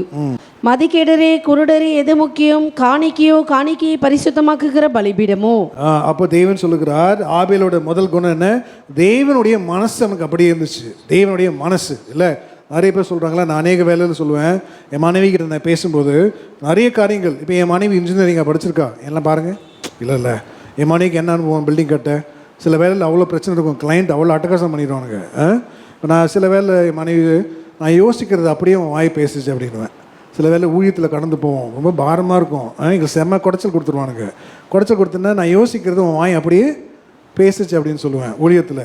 திடீர்னு நான் இப்போ ஏன் அப்படி ஒரே மனசு சில மனைவி கேட்டு பாருங்க, நான் யோசிக்கிறது எங்கேயா என் புருஷன் யோசிக்கிறான், நான் ஒன்று யோசிச்சா அந்த ஆள் வேறு ஒன்று யோசிக்கிறான். சில புருஷனை கேட்டு பாருங்கள், நான் யோசிக்கிறது என்னதான் ஏன் யோசிக்கிறா அவன், நான் ஒன்று யோசிச்சா அவன் என்ன பண்ணுறா, அவன் வேறு ஒன்று யோசிக்கிறான். அப்போ என்ன, நீ தேவன் ஆபேலை போல் நீ மாறணும்னா தேவனுடைய மனசு போல் அவனுடைய மனசு இருந்துச்சு. தேவன் எதை யோசிச்சாரோ அதே தான் அவனும் யோசித்தான். விளங்குதா இந்த காலவேளையில்? அப்போது தேவன் ஒன்று யோசிக்கும் போது நீ வேறு ஒன்று யோசிக்காத, உன்னுடைய குழப்பங்களுக்கு முடிவே இல்லாமல் போயிடும். கற்றுக்கொள்ளுங்க, தேவன் ஒன்று யோசிக்கும் போது மற்ற ஒன்றை நீ யோசிக்காத, உன்னுடைய குழப்பங்களுக்கு முடிவு இல்லாமே போயிடும். தேவன் யோசிக்கிறதே நீ யோசி. அதான் வேதம் சொல்லுது, என் நினைவுகள் உங்கள் நினைவுகள் அல்ல, உங்கள் வழிகளும் என் வழிகள் அல்ல. என்னுடைய நினைவு இயேசுடைய நினைவு, அதான் ஃபர்ஸ்ட் அவருடைய நினைவு. என் நினைவு உங்கள் நினைவுகள் அல்ல. யோசிக்காத, உன் மூளையை உபயோகப்படுத்தாத, உன் அனுபவத்தை கொண்டு வராத, உன் தாழ்ந்து உன் கிரிகளை வெளிப்படுத்தாத, மறைவாரு, அமைந்துரு, காத்துரு, பொறுமையாரு, தேவன்கிட்டத்தில் நன்மையை பெற்றுக்கோள். இந்த காலவேளையில் தேவன்கிட்ட நன்மையை நீ யோசிக்காத. நீங்கள் அதெல்லாம் பாருங்கள், அநேக பேர் நிறைய இடத்துல ஊழியத்துக்கு நாங்கள் போவோம், பெரிய ஊழியக்காரன் தான். சில வேலையில் ஆண்டர் என்ன பண்ணுவார், எங்களை ஃபஸ்ட்டு மட்டுப்படுத்துவாங்க. அவங்க என்ன பண்ணுவாங்க, சின்ன பையன், நம்மகிட்ட பேச தெரியல. இப்போ நாங்கள் ஊழியம் பண்ணுவோம், தாழ்மையாக சொல்கிறேன். பிரசங்கம் பண்ண பிறகு மனைவி தீர்க்கரசம் உரைத்த பின்பு அப்புறம் எங்கிட்ட ரொம்ப நல்ல அன்பாக வந்து பேசுவாங்க, ஆண்டர் உங்களோடு இருக்கிறார். ஆண்டர் என்ன பண்ணுவார், ஃபஸ்ட்டு அப்படி தான் மட்டுப்படுத்துறது தான் ஃபஸ்ட்டு வேலையே. அப்புறம் ஆண்டர் நாம் அதான் சொல்கிறாங்களே, நான் மேலே ஏறினேன், அவர் கீழே இறங்கிட்டார். அல்லையா? நாங்கள் மேலே ஏறினோம், அவர் என்ன பண்ணிட்டாராம், அவர் கீழே இறங்கிட்டார். இப்போ கனம் மகிமே எங்களை தேடி வந்துருச்சு. வாசிங்க ஏசாயா 55:8. என் நினைவுகள் உங்கள் நினைவுகள் அல்ல, உங்கள் வழிகளும் என் வழிகள் அல்லவென்று கர்த்தர் சொல்லுகிறார். பூமியை பார்க்கிலும் வானங்கள் எப்படி உயர்ந்திருக்கிறதோ அப்படியே உங்கள் வழிகளை பார்க்கல என் வழிகளும். உன் வழியை பார்க்கலும் என் வழிகள் இல்லை, உன் வழிகள். நீதிமொழிகளை வாசிங்க, தேவனுக்கு அநேக வழிகள் உண்டு. ஆகாயத்தில் கழுகினுடைய வழியை போல நீ நல்லா கற்றுக்கொள்ளணும். நீ தேவன் ஒன்று யோசிக்கும் போது நீ வேற ஒன்று யோசிக்க கூடாது. உன் பிரச்சனைகளுக்கு முடிவே இல்லாமல் போய்விடும். நான் திருப்பி சொல்கிறேன், தேவன் ஒன்று யோசிக்கும் போது பேசுகிற நானும் கேட்குறீங்களும் நீ வேற ஒன்று யோசிக்கக்கூடாது. பிரச்சனை மேலே பிரச்சனை, அடி மேலே அடி இல்லை. என் பிள்ளைகிட்ட நான் சொல்லுவேன், ஏண்டி நல்லா ஜெபி, நல்ல பையனா என் பிள்ளைங்க என் குடும்பம் தான் நான் ஃபஸ்ட்டு எக்ஸாம்பிளாக எடுக்கிறது. மற்றவங்களை எடுத்தால் மூஞ்சது அப்படியே தூக்கிப்பாங்க இல்லை, எல்லாமே அப்படி தான். எவ்வளோ நன்மை செஞ்சுருப்போம், ஆண்டுக்காக வைராக்கியமாக சாப்பிட விதைக்கும் போது என்ன பண்ணுறது, அப்போ தூக்கி சொல்கிறோன்னு தூக்கிப்பாங்க. அப்போல்லாம் தெரியாது, பஞ்ச பரதேசியாக இருந்தாங்க, கூட நல்லா நடந்து வந்தோம், தேவனுடைய வார்த்தையை நல்லா விதைக்கணும். இப்போ வந்து என்ன வந்துடும், ரோஷம் வந்துடும் இல்லை. அப்போல்லாம் ரோஷம் இருக்காது. நான் சொல்லுவேன், நான் அடித்தா ஆறிடும், தேவன் அடித்தா என்ன பண்ணாது, ஆறாது. மனுஷன் அடித்தா ஆறிடும், இன்றைக்கி அடிக்கிறேன் நாளைக்கு ஆறிடும். ஆண்டு அடித்தா பக்தியாரு, தேவனை பிடி விடாத, தேவனை பிடி, காலை எலும்பு ஜெபி, தேவனை பிடி. இப்போ இதே தான் ஒரே சண்டை. படிக்கிறதுக்கு படி, நல்லா படி, தேவனை நல்லா படி, இன்னும் உயர்த்துவார். அவளே சொல்லுவா. வாசிங்க நீதிமொழிகள் 30:18. எனக்கு மிகவும் ஆச்சரியமானவைகள் 3 உண்டு, என் புத்தி கெட்டாத எனக்கு புத்தி கெட்டாதவைகள் 4 உண்டு. அவை அவன ஆகாயத்தில் கழுகினுடைய வழியும். ஃபர்ஸ்ட் ஆகாயத்தில் கழுகினுடைய வழி. கர்த்தருக்கு காத்திருக்கிறவர்கள் புதுபலன் அடைந்து கழுகுகளை போல தன் செட்டைகளை அடித்து உயர எழும்புவார்கள், ஓடினாலும் இளைப்படையார்கள், நடந்தாலும் சோர்ந்து போகார்கள். அப்ப நீ கர்த்தருக்கு காத்திருக்கணும். காத்திருக்கிறதுல ஒரு பெலன் வாசிங்க. நீ கர்த்தருக்கு ஆகாயத்துல கழுகினுடைய வழி, எப்படி கழுகு பறக்குது அந்த உயரத்துல நல்லா நீ கற்றுக்கணும். கழுகு என்னைக்காவது போர் அடிக்குதுன்னு சொல்லி காக்காவோட பறந்துருக்கா? எல்லாம் பாருங்க, கழுகு என்னைக்காவது எனக்கு போர் அடிக்கிறது, கழுகு எப்பயுமே தனியாவே இருக்கும். நீ பக்தியாக ஜான் ஜெபராஜ் பாடுறாருல, இப்போ நான் நினைச்சேன், இன்னும் தனி மனிதன் அல்ல ஆயினும், அந்த வரி பாருங்க. பெரும்பான்மை எனக்கு, நீ பக்தியாக நீ தனியாகவே இருப்ப, நீ கழுகா இரு, நீ காக்காவாக மாறாத. நீ பக்தியாக கழுகோட தான் பறக்கும். அல்லையா? நீ நல்லா கற்றுக்கொள்ளணும். வாசிங்க, படிக்கட்டும் அந்த பாட்டு. பாட்டு பாடுங்க. உலகத்தின் கண்ணில் பெரும்பான்மை அதிகம் நிற்பதே அவர் சொல்லும் கணக்கு. அப்பாவும் கண்ணில் தனி மனிதனாயினும் நீர் துணை நிற்பதால் பெரும்பான்மை எனக்கு.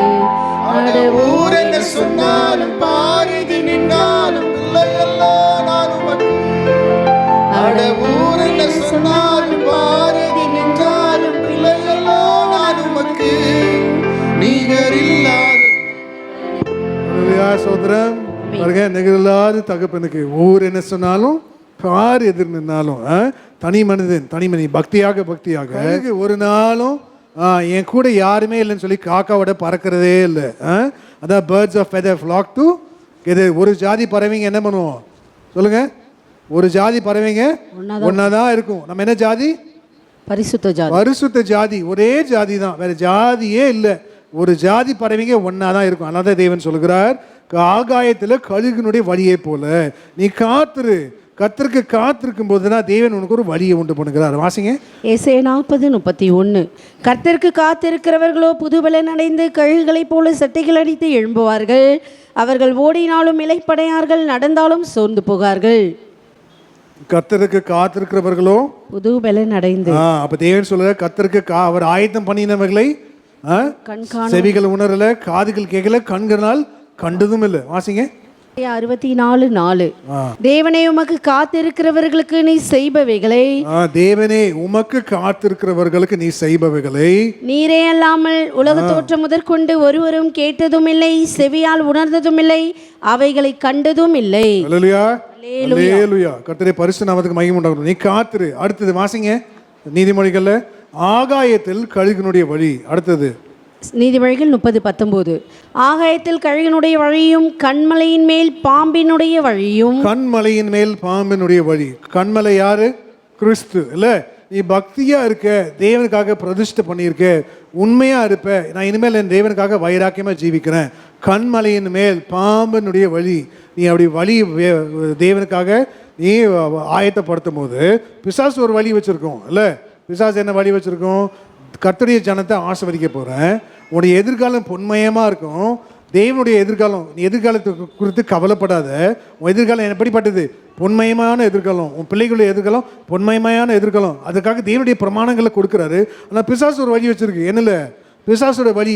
பொண்ணுனாலே ஒரு வழி. பொன் கன்று குட்டி பண்ணி விட்டான். இப்போ விளங்குதா? நீ ஒரு வாழ் தான். கண்மலையின் மேல் பாம்பினுடைய வழி. தேவன் நியாய பிரமாணங்களை கொண்டு ஜனங்களை ஆசீர்வதிக்கும்படி பொன்னினால் ஒரு திட்டத்தை வைக்கும். பிசாசு என்ன பண்ணிட்டான்? கீழே பொன்று கன்று கொட்டியால் ஒரு வழியை உண்டு பண்ணிட்டான். கண்மலையின் மேல் பாம்பினுடைய வழி நல்லா கற்றுக்கொள்ளணும். பிசாசு கண்டிப்பாக ஒரு வழி வச்சிருக்கணும். நீ உனக்கு பகுத்தறிவு வேணும். அடுத்தது வாசிங்க. நடுக்கடலில் கப்பலினுடைய வழியோ. என்ன நடுக்கடல்? இக்கடலில் நீ அக்கறை போகிறதுக்கு உன்னுடைய விசுவாசம் எப்படிப்பட்டது? நடுக்கடல். கடல் எவ்வளோ பெருசு தெரியுமா உங்களுக்கு? ஒரு மனுஷனுடைய வாழ்க்கையில் உன் பிரச்சனை எவ்வளோ பெருசு தெரியுமா? நீ இக்கரையில் நீ அக்கறை போக்குறதுக்கு என்ன தேவை? நடுக்கடலில் கப்பல் எதை காண்பிக்கிறது? உன் விசுவாச கப்பலை சேதப்படுத்தாத. வாசிங்க. உன் விசுவாச கப்பலை நீ சேதப்படுத்தக்கூடாது. நடுக்கடல் கப்பலினுடைய வழியில்னா உன் விசுவாசம் குறைய உன்னுடைய வழி சேதப்பட்டு போகும். வாசிங்க 1 தீமோத்தேயு 1:19.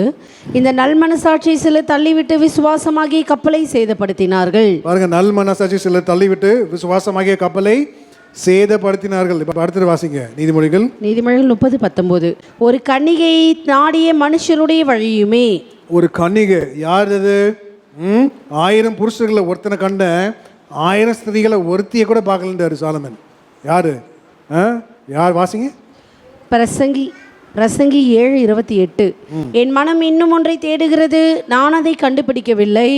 1000 பேருக்குள்ளே ஒரு புருஷனை கண்டேன், இவர்கள் எல்லாருக்குள்ளும் ஒரு ஸ்திரீயை நான் காணவில்லை. அப்படின்னா 1000 பேர்ல ஒரு புருஷன். அப்போ புருஷன்மார்கள் பக்தியா? இயேசு உயிர் திறந்தார். எல்லா அப்போஸ்தலர்களும் என்ன பண்ணானுங்க? துண்டை காணும் ஓடிட்டானுங்க. எல்லாம் கவனிங்க. என்ன பாருங்க, அம்மா வண்டி அந்த பிள்ளையை பார்த்துப்பாங்க. எல்லாம் இங்கே கவனிங்க. இயேசு உயிர் திறந்தார். எல்லா அப்போஸ்தலரும் ஃபர்ஸ்ட் அப்போஸ்தலர் சொன்னா என்ன சொன்னா? உனக்கு இதை நேரிடக்கூடாது. ஆண்டு அப்பவே சொல்லிட்டாரு, டேய் ஃபர்ஸ்ட் ஓடுறேன்னு நீ தான், நீ எனக்கு என்ன பண்ணுற? பிரசங்கிக்காத. ஆண்டவர் என்ன பிரிஞ்சாலும் நான் ஒன்றுட்டு பிரிய மாட்டேன். ஃபர்ஸ்ட் ஓடுறது யாரு? சொன்னவர் தான் ஓட்டார். என்ன நிறைய பேர் சொல்லுவாங்க பாசக்கிட்ட, ஐயா கவலையப்படாதீங்க, கடைசி வரைக்கும் உங்களுக்கு துணையாக நிற்பேன். ஃபஸ்ட்டு ஓடுற ஆளே அவர் தான். யார்? கடைசி வரைக்கும் துணைன்னு சொல்கிற ஆள் தான் ஓடிடுவார். அப்போ நீங்கள் என்ன பண்ணாது? ஆண்டு சொல்கிறாரு, என்ன பார்த்து இது வாசிங்க.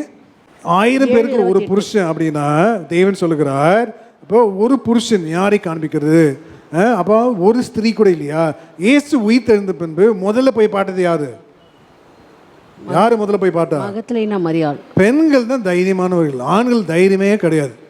ஆண்கள் ரொம்ப கோழ ஜென்ம உண்மை இல்லை, ஏதாவது ரொம்ப ரேர். ஆண்கள் தைரியசாலிங்கிற, பெண்கள் பாருங்கள் ஜென்ரலாக ரொம்ப தைரியசாலிங்க. அவங்க எல்லாம் முன்னாடியே தெரிஞ்சிடும். நமக்கு 10 வாட்டி அடிப்பட்ட பிறகு தான் தெரியும். அவங்க முன்னாடியே சொல்லிடுவாங்க, இப்போ இங்கே அங்கே போனால் இப்படி போனால் அங்கே ஒரு பள்ளம் இருக்குன்னு. நம்ம பள்ளத்தில் 4 அடி விழுந்து எழுந்த பிறகு தான் தெரியும் நம்ம அடி சமத்தி விழுந்துச்சு போனேன். முன்ன நம்ம ஆண்களுக்கு ஜென்ரலாகவே அப்படி தான், ரொம்ப ரேர், ரொம்ப ரேர். ஆம்பளைங்க ரொம்ப தைரியசாலியாக இருக்கிறது. அதனால தான் தேவன் சொல்கிறாரு 1000 பேருக்கு ஒரு ஸ்திரீ அப்படின்னா சபை மணவாட்டி. நம்ம தான் ஸ்திரீ, பேசுகிறானே கேட்குறனையும் ஸ்திரீ. 1000 புருஷர்கள் ஒருத்தன் அப்படின்னா இயேசு தான் அந்த ஒருத்தர். அல்லையா? அதனால தான் தேவன் சொல்கிறார் கன்னிகை நாடிய ஒரு புருஷன் உடைய வழி. இப்போ தேவன் அதான் சொல்ற, உன் நினைவுகள் என் நினைவுகள் அல்ல. இயேசு ஒன்று சிந்திக்கும் போது அவர் ஒன்று சிந்திக்க, நீ வேற ஒன்று சிந்திக்காதே. உன்னுடைய குழப்பங்களுக்கு முடிவே இல்லாமல் போய்விடும். இந்த காலவேளையில் நீ ஆபேலுடைய பலிபீடத்தை கட்டுறதுக்கு அவருடைய மனம் வேண்டும். அடுத்தது 2வது ஆபேல் அப்படின்னா முதல்ல ஆபேல் என்ன பண்ணா? 4:4 வாசிங்க. ஆதியாகமம் 4:4. ஆபேலும் தன் மந்தையின் தலையீற்றுகளிலும் அவைகளில் கொழுமையானவைகளில் சிலவற்றை கொண்டு வந்தான். ஆபேலையும் அவன் காணிக்கையும் கர்த்தர் அங்கீகரித்தார். ஆபேலும் அவனுடைய காணிக்கையும் அங்கீகரித்தார். மந்தையின் முதல் ஈற்று. அப்போ வேதம் சொல்லுது, முதலாவது அவன் ஒரு மெய்ப்பெனாக இருந்தான். ஆபேலை போல நீ பலிபீடம் கட்டுனா நீ மெய்ப்பெனாக இருக்கணும். அநேக வேதத்தில் வாசிக்கணும். மெய்ப்பெனா என்ன? மெய்ப்பெண்ணை எதற்கடையாலும் கர்த்தரின் மெய்ப்பராக இருக்கிறார், நான் தாழ்ச்சி அடையின் மெய்ப்பெண். அப்போ நமக்கு எல்லாம் ஒரு மெய்ப்பெண் இருக்காரு இல்லை? ஊழியக்காரர், பாஸ்டர் மெய்ப்பெண் சொல்லுவாங்க இல்லை? பாஸ்டர் என்ன சொல்லுவாங்க? மெய்ப்பெண். அந்த ஒரு பேர் உண்டு. ஆனால் வேதம் சொல்லுது கர்த்தரின் மெய்ப்பராக இருக்கிறார், நான் தாழ்ச்சி அடையின். வாசிங்க சங்கீதம் 23:1. கர்த்தரின் மெய்ப்பராக இருக்கிறார், நான் தாழ்ச்சி அடையேன். இப்போ முதலாவது நீயும் நானும், பேசுகிற நானும் கேட்குற நீங்களும் ஒரு மெய்ப்பெனாக மாற வேண்டும். எல்லாம் கவனிங்க. ஒரு ஊழியக்காரன் மட்டும் மெய்ப்பெண் அல்ல, ஒரு குடும்ப தலைவனும் மெய்ப்பெண். குடும்ப தலைவர் நீங்களாம் யாரு? உன் குடும்பத்தை நீ நல்லா மேய்க்கணும். நல்லா அழகாக அந்த குடும்ப தேவைகள் என்ன, அதை எப்படி நீ பராமரிக்கணும், அதுக்கு என்ன தேவை, அதெல்லாம் இயேசு சொல்லுகிறார் நானே நல்ல மெய்ப்பெண். வாசிங்க. எல்லா குடும்ப தலைவனும் ஒரு நல்ல மெய்ப்பெனாக மாற வேண்டும். எல்லா பாஸ்டர்களும் அந்த சபைக்கு ஒரு நல்ல மெய்ப்பெனாக மாற வேண்டும். அந்த சபைகளோட தேவைகள் என்ன? வாசிங்க. யோவான் 10:11.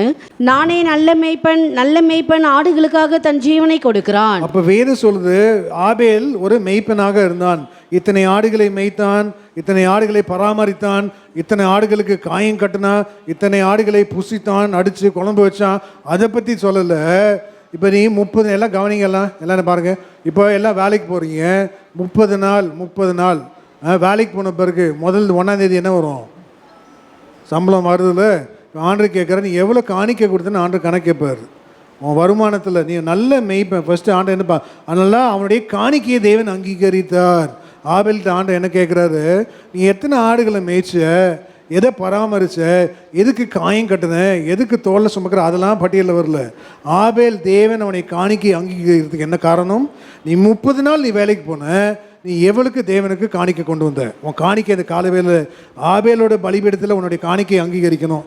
ஆபேலை போல நீ மாறணும்னா நீ உன் காணிக்கையை ஒழுங்காக காலையில் தேவனுக்கு செலுத்தினியா? தேவன் கரெக்டாக கேட்பார், கரெக்டாக. அதனால தான் வாசிங்க ஆதிகாமம் 4:4. அவன் காணிக்கையும் ஆபேலும் தன் மந்தையின் தலையீற்றுகளில் அவைகளில் கொழுமையானவைகளில் சிலவற்றை கொண்டு வந்தான். ஆபேலையும் அவன் காணிக்கையும் கர்த்தர் அங்கீகரித்தார். இப்போ ஆவிக்குரிய அர்த்தத்தை நான் சொல்கிறேன், நீங்கள் கேளுங்க. ஆபேலும் தன் மந்தை எதை காமி? மந்தனா என்ன? மந்தனா விசுவாசிகள்.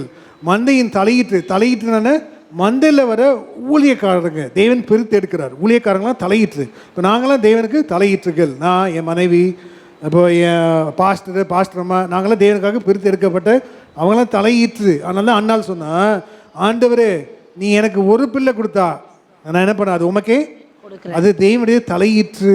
நீ பொருத்தனை பண்ணு. ஆண்டவரே எனக்கு ஒரு ஆண் பிள்ளை நீ கொடுத்தீங்கன்னா வாழ்நாள் ஃபுல்லாக அவன் தலையின் மேல் சவரக கட்டி வருவதில்லை என்று நான் பொருத்தனை செய்கிறேன்.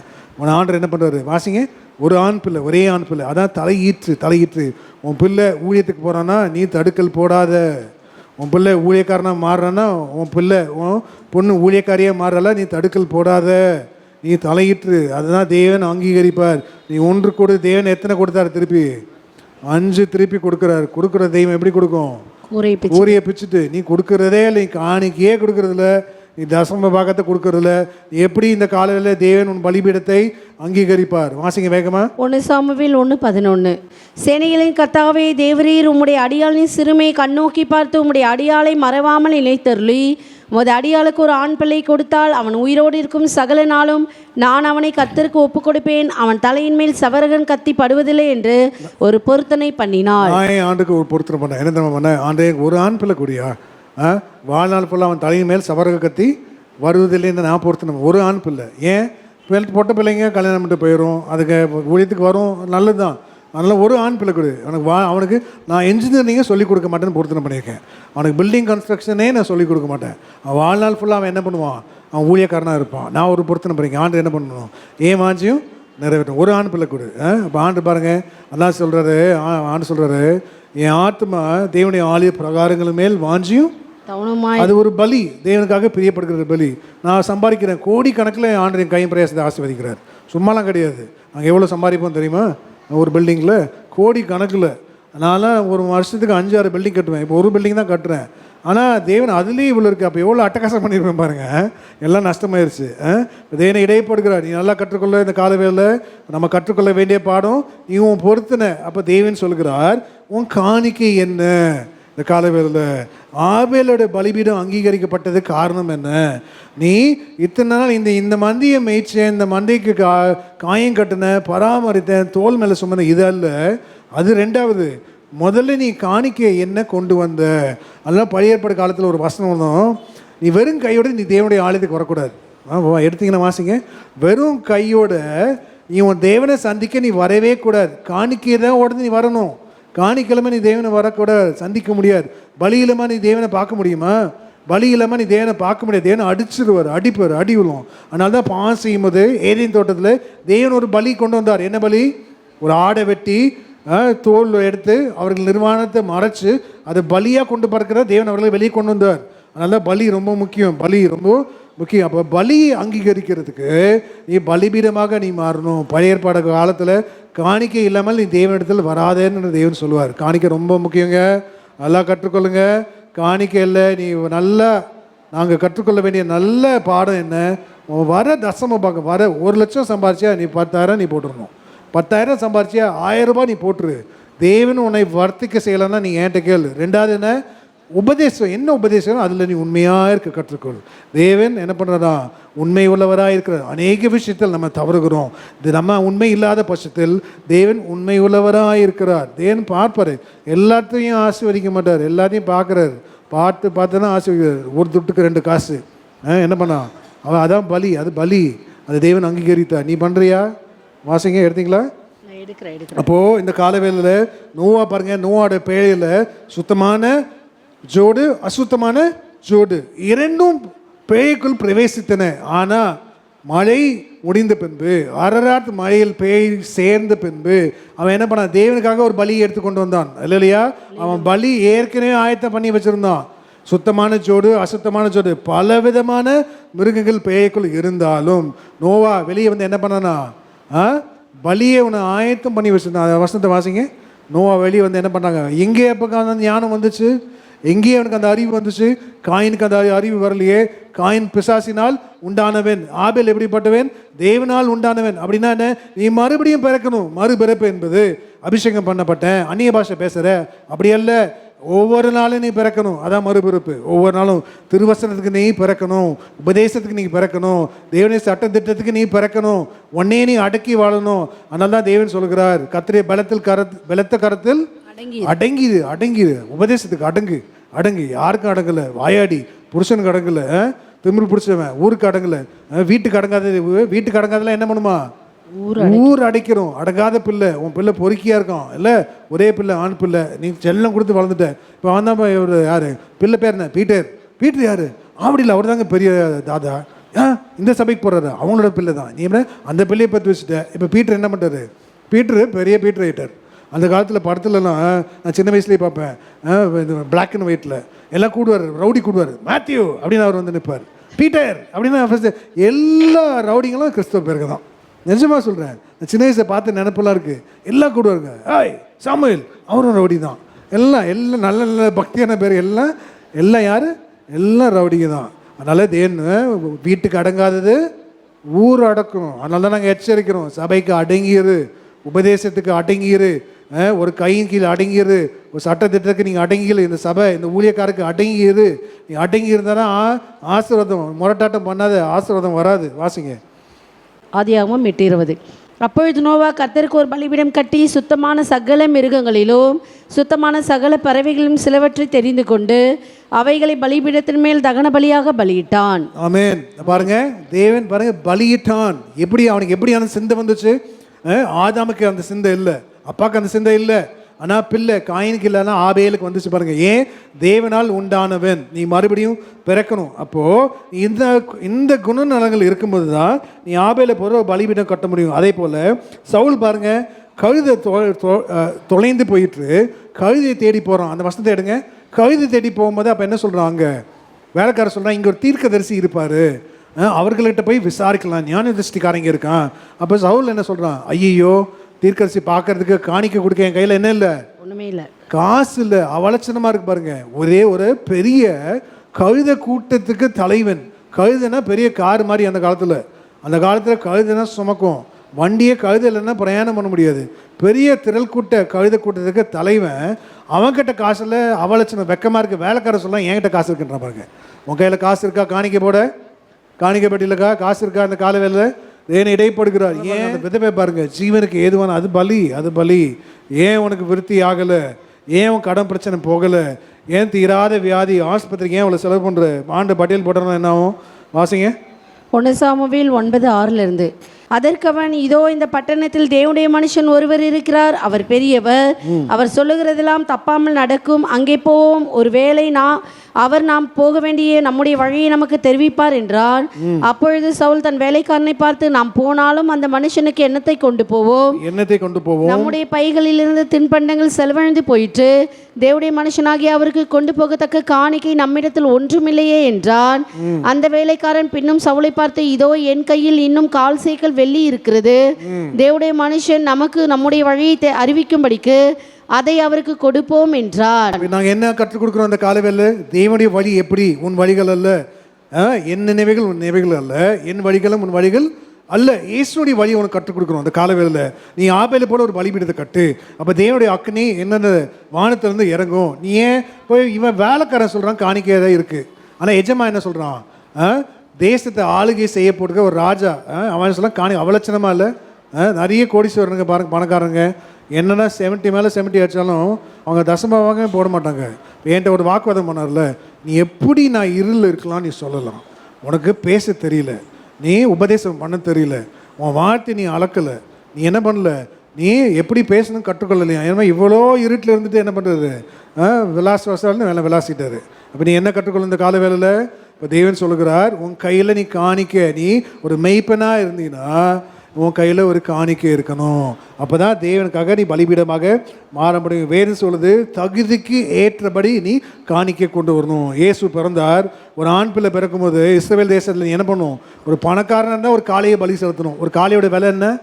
ஒரு மாடு என்ன விலைக்கு போயிருக்கும்? 50,000 1 லட்சம் இருக்குமா? ஒரு மாடு வாங்க முடியுமா? ஏழையாக இருந்தால் நீ என்ன பண்ணணும்? ஏழையாக இருந்தால் நீ என்ன பலி செலுத்தணும்? புறா. இன்னும் ஏழையாக இருந்தால் நீ என்ன பண்ணணும்? காட்டு புறா. இன்னும் ஏழையாக இருந்தால் என்ன பண்ணுவோம்? இயேசு பலி செலுத்தினாங்க. என்ன செலுத்தினாங்க அவருக்கு? புறா குஞ்சு. வாசிங்க அந்த வசனத்தை. புறா குஞ்சு. லூக்கா 2:24 பாருங்க. கர்த்தருடைய நியாயப்பிரமாணத்தில் சொல்லியிருக்கிறபடி ஒரு ஜோடு காட்டு புறாவையாவது 2 புறா குஞ்சுகளையாவது ஒரு ஜோடு காட்டு புறா. புறாவில இன்னும் லோவஸ்ட் காட்டு புறா. அடுத்தது அதுவும் இல்லை, நீ என்ன பண்ணு? புறா குஞ்சு 2 புறா குஞ்சுகளையாவது பலியாக செலுத்தவும் அவரை எருசலேமுக்கு கொண்டு போனார்கள். நீ என்ன செலுத்துற? காணிக்கை என்ன இருக்கு? உன் தகுதிக்கு ஏற்றபடி நீ காணிக்கை கொண்டு வரணும். உன் தேவன் இந்த காலை வேலை உன் பலிபீடத்தில் ஒரு அக்னி இறங்குதுன்னா உன் தகுதிக்கு ஏற்றபடி நீ போடணும். நீ தகுதிக்கு ஏற்றபடி போடலைன்னா அக்னி இறங்காது. நீ பலிபீடமாக ஆபேலின் பலிபீடமாக நீ மாற முடியாது. அதனால தான் தேவன் கற்றுக் கொடுக்குறார். ஆபேலுடைய இன்னொரு தன்மை என்ன? ஆடுகளுக்காக ஜீவனை கொடுப்பான். அதுதான் ஒரு மெய்ப்பனுடைய வேலை. அடுத்த பட்டியல் தான் எது? ஆடுகளுக்காக. தாவீது பாருங்க சொல்கிறான், ஒரு விசை கரடி வந்தது, ஒரு விசை சிங்கம் வந்தது. ஆடுகளுக்காக ஜீவனை கொடுக்கறதா யாரு? ஒரு நல்ல மெய்ப்பன்.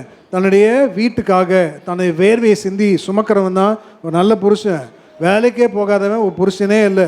வேலைக்கு போகாதெல்லாம் புசிக்கவே கூடாது.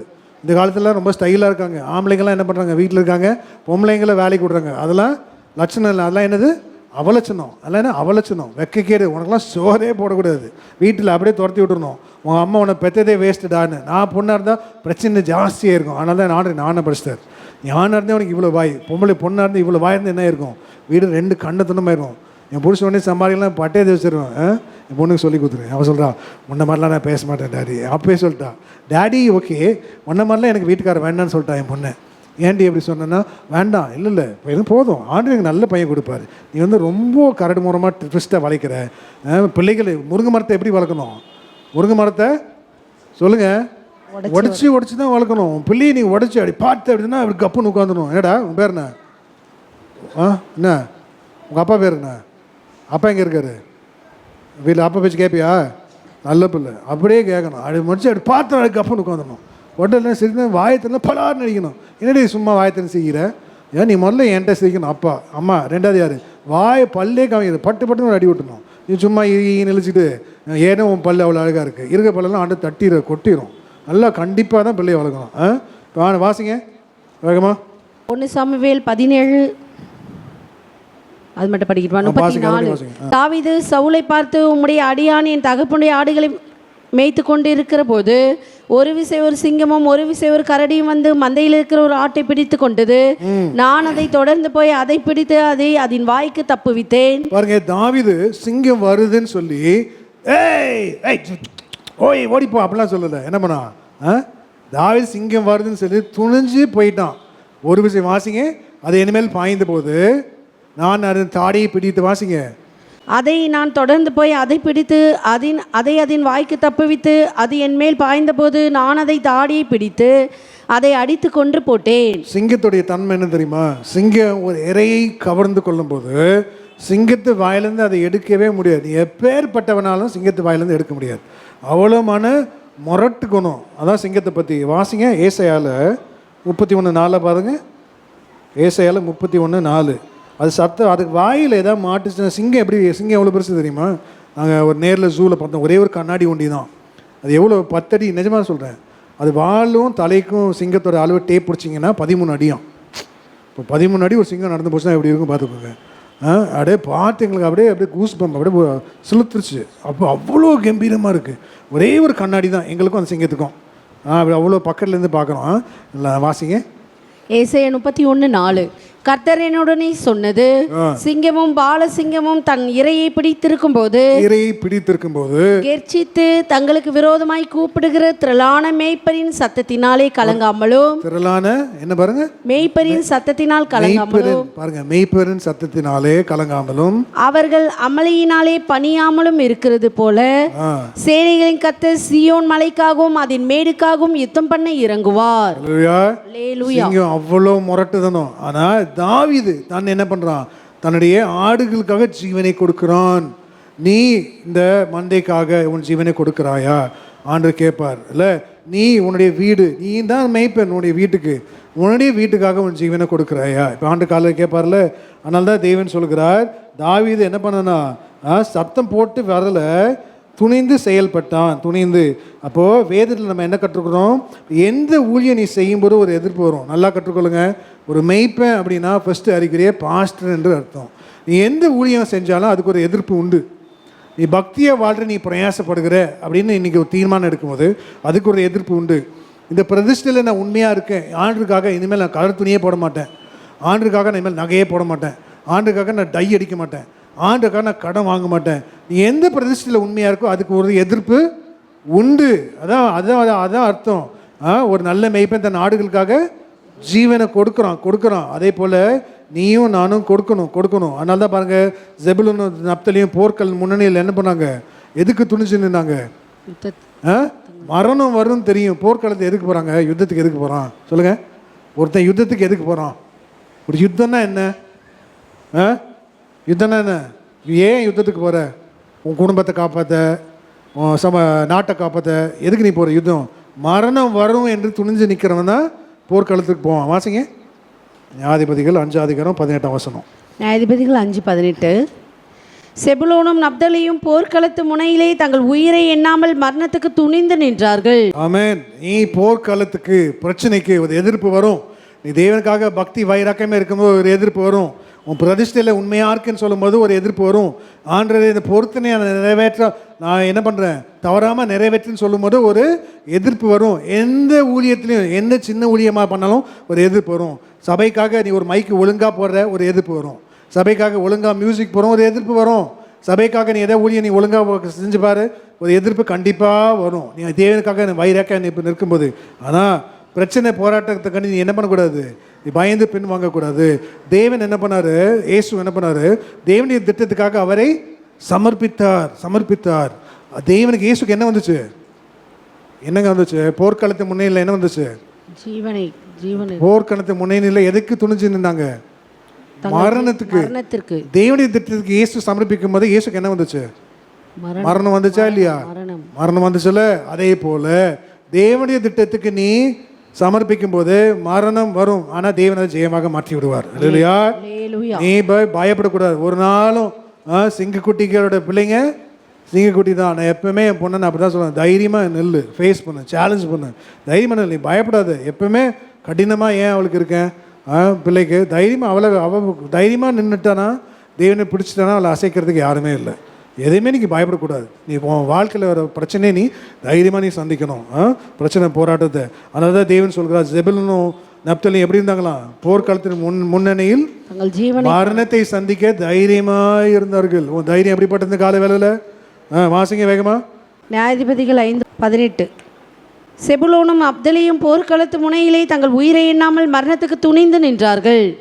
ஆமென். இந்த கால வேலையும் நீ என்ன பண்ணு, தைரியமாக துணிந்து நிற்கணும் தேவனுக்காக. எதையாவது இழக்கலாம் நீ வரணும். எதையாவது இழக்கலாம் நீ வந்தால் தான் தேவன்கிட்டேருந்து எதையாலும் பெறலான்னு பெற்று போக முடியும். ஒன்றுமே இழக்க விரும்பலை நீ ஆண்டுகிட்ட நீ ஒன்றுமே பெற முடியாது. என்ன பண்ணுறது? நொண்டி குதிரையை வச்சு நாங்கள் எவ்வளோ சவாரி செய்ய முடியாது. ஆடுது பாருங்க புல்பிட்டு. புல்பிட்டு புதுசாக தான் இருக்குது. நான் இந்த சபையை நடத்தினா புல்பிட்டெல்லாம் உடஞ்சிருக்கோம். நீ பண்ண பிரசங்கத்துக்கு 10 பேர் தான் இருப்பாங்கன்னு சொல்லுவாங்க எல்லாம் வீட்டில். என்ன சொல்லுவாங்க? புல்பிட்டெல்லாம் விசுவாசியாக கழுத்தி காய்ச்சிருப்பான். நீ நொண்டி குதிரையாக இருக்கக்கூடாது. நீ ஒரு அடி வச்சுன்னா தேவன் எத்தனை அடி வைக்கிறாரு? தேவன் எத்தனை அடி வைக்கிறாரு? 100 அடியில் நீ ஒரு அடி எடுத்து வச்சா போதும். தேவன் 99 அடி அவர் எடுத்து வச்சுருவார். இல்லையா? நீ தேவனுக்காக பக்தி, பயபக்தி, தேவனுக்கு ஏற்ற பக்தி விருத்தி, அப்போ தான் பக்தி வைராக்கியம். லேஸில் பக்தி வைராக்கியம் வராது. நல்லா கற்றுக்கொள்ளுங்க. அடுத்தது மெய்ப்பனுடைய தன்மை, ஆபேலுடைய தன்மை என்ன? மெய்ப்பர்கள் தரிசனத்தை காண்பார்கள். லூக்கா 2:8 வாசிங்க. மெய்ப்பர்களுக்கு அங்கே தரிசனம் வெளிப்பட்டது பாருங்க. யார் தரிசனம் இல்லாதவன் ஒரு மெய்ப்பனாக இருக்க முடியாது. ஒரு ஊழியத்தை நீ செய்கிறன்னா தேவனுடைய தெளிவான தரிசனம் உனக்கு வரணும். நான் கண்ணு மூடி ஜெபிக்கிறேன், பிரத்யட்சமான தரிசனம் தேவன் கொடுக்கணும். நீ ஜெபிக்கிற, நீ தீர்க்க தரிசனம் வாயிலிருந்து வரணும். வரலையா நீ ஒரு நல்ல மெய்ப்பனாக மாறவே முடியாது. உன் குடும்பத்தை நடத்த முடியாது, உன் சபையை நடத்த முடியாது, எந்த ஊழியமும் நீ பண்ண முடியாது. தேவன் டைரெக்டாக பேசணும். என்னை கூப்பிட்டீரே யார் கேட்குறா? என்னை கூப்பிட்டீரே ஓடுறான் பாருங்க பிள்ளை என்ன ஆசையா ஏலியை பார்த்து. நீ என்னை கூப்பிட்டதே சாமியில் கற்றுக் கொடுக்குறான், ட்ரெயின் பண்ணுறான். ஏலி ஒழுங்கால, ஆனால் அந்த விஷயத்தில் ஒழுங்காக இருந்தார். பிள்ளைக்கு கற்றுக் கொடுக்குறான். அடுத்த தடவை இந்த மாதிரி ஒரு சத்தம் கேட்டா நீ என்ன பண்ணணும்? என்ன சொல்லணும்? சொல்லும் அடியேன் கேட்கிறேன். சொல்லும் அடியேன் தேவன் பேசும் தெய்வம். வாசிங்க அதை.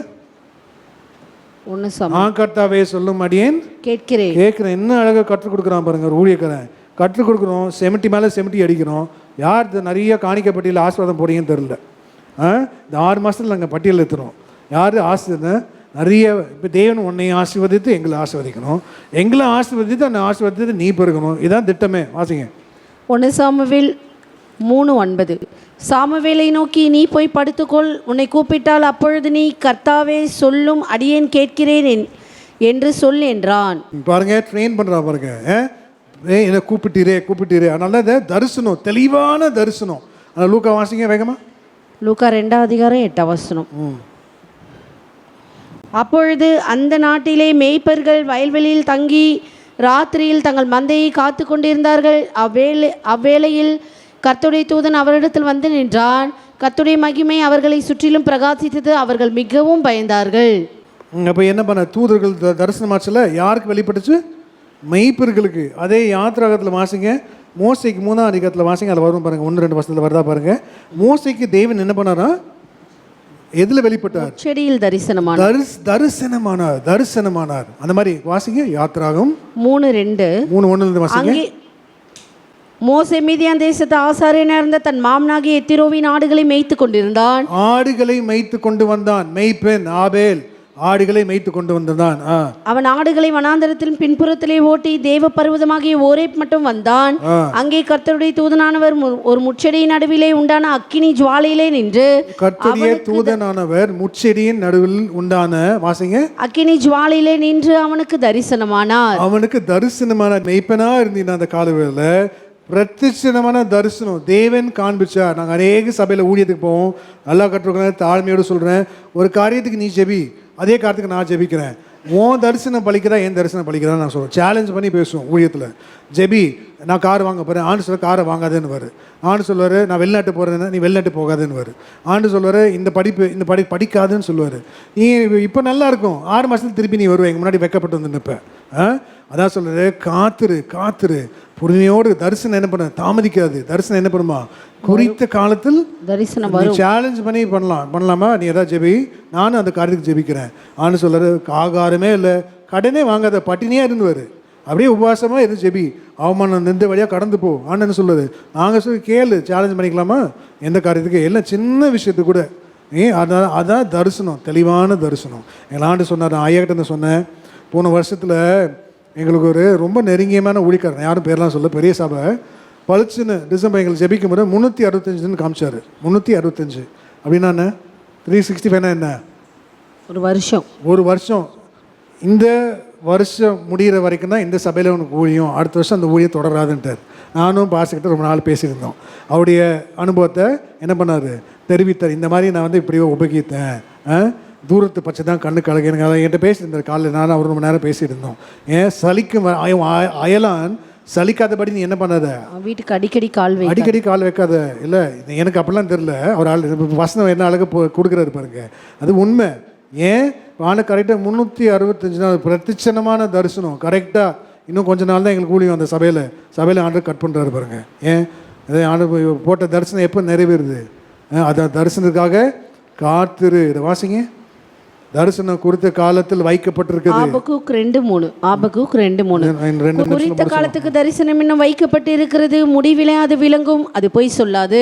அது தாமதித்தாலும் அதற்கு காத்திரு, அது நிச்சயமாய் வரும், அது தாமதிப்பது இல்லை. ஆமென். அப்போ தேவைப்பட்டால் தேவன் சுமப்பார், தேவைப்பட்டால் தேவன் காயம் கட்டுவார், தேவைப்பட்டால் நீ கரவல் ஆடுகளை மெதுவாக தேவன் நடத்துவார். மேய்ப்பனுடைய குணம் நலம். கடைசி பாயிண்ட்டு, இப்போ தேவன் என்ன பண்ணுறாரு? ஒரு நல்ல மேய்ப்பன் தன் ஆடுகளுக்கு தண்ணீர் கொடுப்பான். தண்ணீர், கர்த்தரின் மேய்ப்பராக இருக்க நான் தாழ்ச்சி அடையேன், அவர் என்னை உள்ளுள்ள இடங்களில் மேய்த்து அமர்ந்த தண்ணீர் அண்டையில். மோசி ஆடுகளை மேய்த்தான். எங்கே ஃபர்ஸ்ட் அவனுக்கு விமோசனம் வந்துச்சு சொல்லுங்க? பாரன் துரத்தி பரதேசியாக ஓடி வரான் வனாந்தரத்தில். யாரோட ஆடுகளை மேய்க்க தண்ணீர் காமிச்சான்? மோசே. அது வாசிங்க, ஆடுகளுக்கு தண்ணீர் காமிச்சான், அவனுடைய வாழ்க்கை மாறினது. அதே போல் லாபான் வீட்டுக்கு ஓடி போகிறான் யாரு? யாக்கோபு. தனியாக சீரியா தேசத்துலேருந்து ஓடி வந்தான்னு ஒரு வசனம் வரும்ல, தனியாக ஓடி வந்தான். அவனு என்ன பண்ணுறான்? ஆடுகளுக்கு தண்ணீர் காமிச்சபடி அவனுடைய வாழ்க்கை துளிர் விட்டது. எல்லாம் என்ன பாருங்க, எல்லாம். அப்போது ஒரு ஊழியக்காரனாக நான் இருக்கிறேன்னா சபை விசுவாசியுடைய நன்மைக்கும் தீமைக்கும் யார் இருக்கணும்? நான் நிற்கணும். ஒரு ஊழியக்காரனாக நான் இருக்கிறேன்னா நல்ல மந்தையை மேய்த்து கொண்டு போகணும். நல்ல மந்தையை தேவைகள்லாம் என்னென்னு பார்த்து. இந்த சபையோட ஊழியக்காரனாக இருக்கணும்னா இந்த சபைக்கு வர நன்மைக்கும் தீமைக்கும் யார் இருக்கணும்? இந்த ஊழியக்காரர். நான் இப்போ அந்த ஊழியக்காரர் அவர் நிற்பார். நிறைய விசுவாசி விட்டுட்டு ஓடிடுவாங்க. இந்த சபைக்கு வருகிற நன்மைக்கும் தீமைக்கும் அந்த ஊழியக்காரர் அவர் நிற்கணும், அவர் நிற்பார். விசுவாசிக்கிறீங்களா? அல்லேலூயா சொல்லுங்க.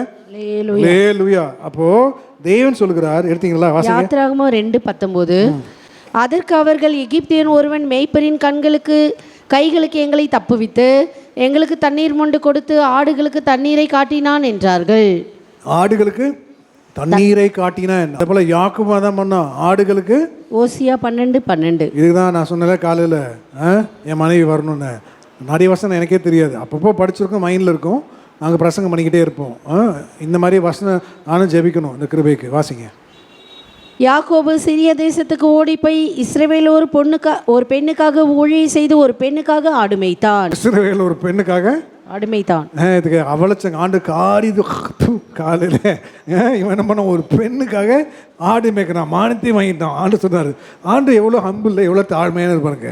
இப்போது நல்ல இப்போ வேதம் அதான் அதில் ஒரு மனுஷனுடைய நன்மையும் தீமையும் வெளிப்படுத்தும், வெளிச்சமும் இருளையும் வெளிப்படுத்தும். தேவன் எவ்வளோ தாழ்மையானவரில் மறைக்கவே இல்லை பாருங்க, மறைக்கல. அவலட்சணம் தானே இருக்கலே. பிரதான ஆண்டு சொல்கிறாரு தாவீதை பார்த்து, எனக்கு இருதயத்துக்கு ஏற்றுவேன். அவன் என்ன தப்பு பண்ணான், ஆண்டு என்ன பண்ணுறாங்க, உலகம் ஃபுல்லாக என்ன கவனிங்க, ஃபஸ்ட்டு மிகுதியாக அச்சடிக்கப்பட்ட புஸ்தகம் எது தெரியுமா? வேதாகமம், பைபிள் தெரியுமா? உலகத்திலேயே அதிகமாக விற்கக்கூடிய புஸ்தகம் பரிசுத்த வேதாகமும். தாவீதோட மானத்தை வாங்காத நாளே கிடையாது ஆண்டவர். ஊர் ஃபுல்லாக படிக்காத நாள் ஆண்டு என்ன பண்ணார், நீ அந்தரங்கத்தில் பண்ணடா, நான் என்ன பண்ணுறேன், வெளியரங்கமாக பண்ணுவேன் அப்படின்னா. நீ அந்தரங்கத்தில் விபச்சாரம் பண்ண, நான் என்ன பண்ணுறேன். ஓம் பிள்ளை அப்சலோம் என்ன பண்ணான், மொட்டை மாடியில் 10 டென்ட்டு போட்டான்.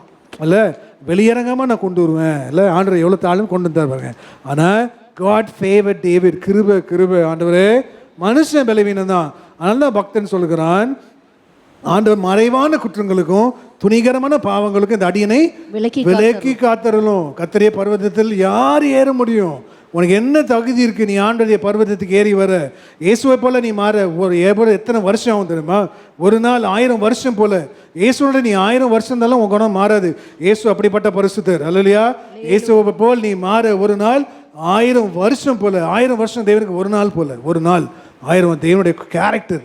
அதனால் உன்னத பாட்டில் வருவாங்க, இயேசு எப்படிப்பட்டது, என் இயேசு வெண்மையும் சிவப்புமானவர். வாசிங்க, அவர் எப்படிப்பட்டது, வெண்மை சிவப்பும். வெண்மை பரிசுத்தம், சிவப்பு. அவர் நம்ம பட்ட பாடுகள், நீ படுகிற பாடெல்லாம் ஒரு பாடா என்ன பண்ணாத்திர நீ. ஆனால் இயேசு எப்படிப்பட்டவர், வாசிங்க, அவர் வெண்மையும் சிவப்புமானவர், 10,000ங்களிலும் சிறந்தவர். உன்னத பாட்டு 5:10.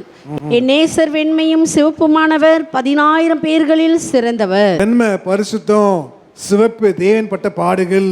நீ எப்படிப்பட்ட பாடுகள் படுகிற இயேசுக்காக. அப்போது இந்த கால வேளையில் அதனால்தான் இப்போ என்ன பண்ணுறோம், இது வாசி முடிச்சுருங்க. சங்கீதம் 19:12. தன் பிழைகளை உணர்கிறவன் யார்?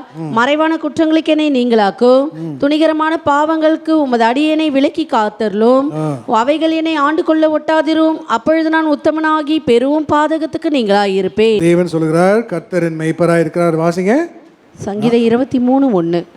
கர்த்தரின் மேய்ப்பராய் இருக்கிறார், நான் தாழ்ச்சி அடையேன். அவர் என்னை புல்லுள்ள இடங்களில் மேய்த்து அமர்ந்த தண்ணீர்கள் அண்டையில் என்னை கொண்டு போய் விடுகிறார். இருக்கலாம், கர்த்தரின் மேய்ப்பராய் இருக்கிறார், நான் தாழ்ச்சி அடையேன். என்னை புல்லுள்ள இடங்களில் மேய்த்து அமர்ந்த தண்ணீர் அண்டையில், அமர்ந்த தண்ணீர், ஒரு நல்ல மேய்ப்பேன் தண்ணீர் பாய்ச்சுக்கிறான். பாருங்க, இந்த காலவேளையில் பலிபீடத்தை குறித்து பரிசுத்த ஆவியார் உதவியோடு தியானிக்கிறோம். இல்லை, தேவன் இடைப்படுகிறார். அநேக பலிபீடங்கள் உண்டு. ஆபேல் கட்டின பலிபீடம், ஆபேல் தேவனால் உண்டானவன். எல்லாம் எளிமையாக இல்லைங்க. ஒத்தாசை வரும் பர்வதங்களுக்கு நேராக நம்ம கண்களை ஏறெடுத்து பார்ப்போம். காலவேளை தேவன் இடைப்பட்டார், ஆழமான உபதேசங்களை நமக்கு கற்றுக் கொடுக்கிறார். வருங்காலத்தில் தேவன் உன்னையும் உயர்த்த போகிறார், அபரிதமாக உயர்த்த போகிறார். அதனால தான் ஆழமான உபதேசங்கள். வேறு சொல்லுது, குமாரன் விடுதலை ஆக்கினா மெய்யான விடுதலை. கர்த்தருடைய ஆவி எங்கேயும் அங்கே விடுதலை. ஆனால் ஒரு வசனம், சத்தியத்தை அறிவுகள் சத்தியமங்களை விடுதலையாக்கும். நீ ஆழமான சத்தியத்தை அறிய நீ விரும்ப இந்த காலவேளையில். ஆபேல் கட்டின பலிபீடம் எப்படி கட்டினான்? கல்லில் கட்டினானா, மரத்தில் கட்டினானா, இல்லை மண்ணில் கட்டினானா? ஆனால் பலி செலுத்தினான், தேவன் அவன் காணிக்கையை அங்கீகரித்தார். இப்போ பலி என்பது தேவன் உன் காணிக்கையை அங்கீகரிக்கப்பட வேண்டிய இடம் தான் பலிபீடம். தேவனுக்கு உனக்கு உன் ஜீவியம் பிரியமாக இருக்கும்போது தேவன் உன் காணிக்கையை முகர்கிறார். அந்த வாசனை தேவனில் எட்டி போகுதுங்க. பாருங்க, ஒரு துட்டுக்கு 2 காசு அந்த விதவை, அதுதான் காணிக்க. ஜீவனுக்கு ஏதுவான பலி, அவளுக்கு ஜீவனுக்கு ஏதோ ஒன்றுமே இல்லை, அதை கொடுத்துட்டா. அந்த பலிபீடத்தை அவள் கட்டினா இந்த காலவேளையில். பாருங்க, தேவனால் மறுபடியும் நீ பிறக்கணும்.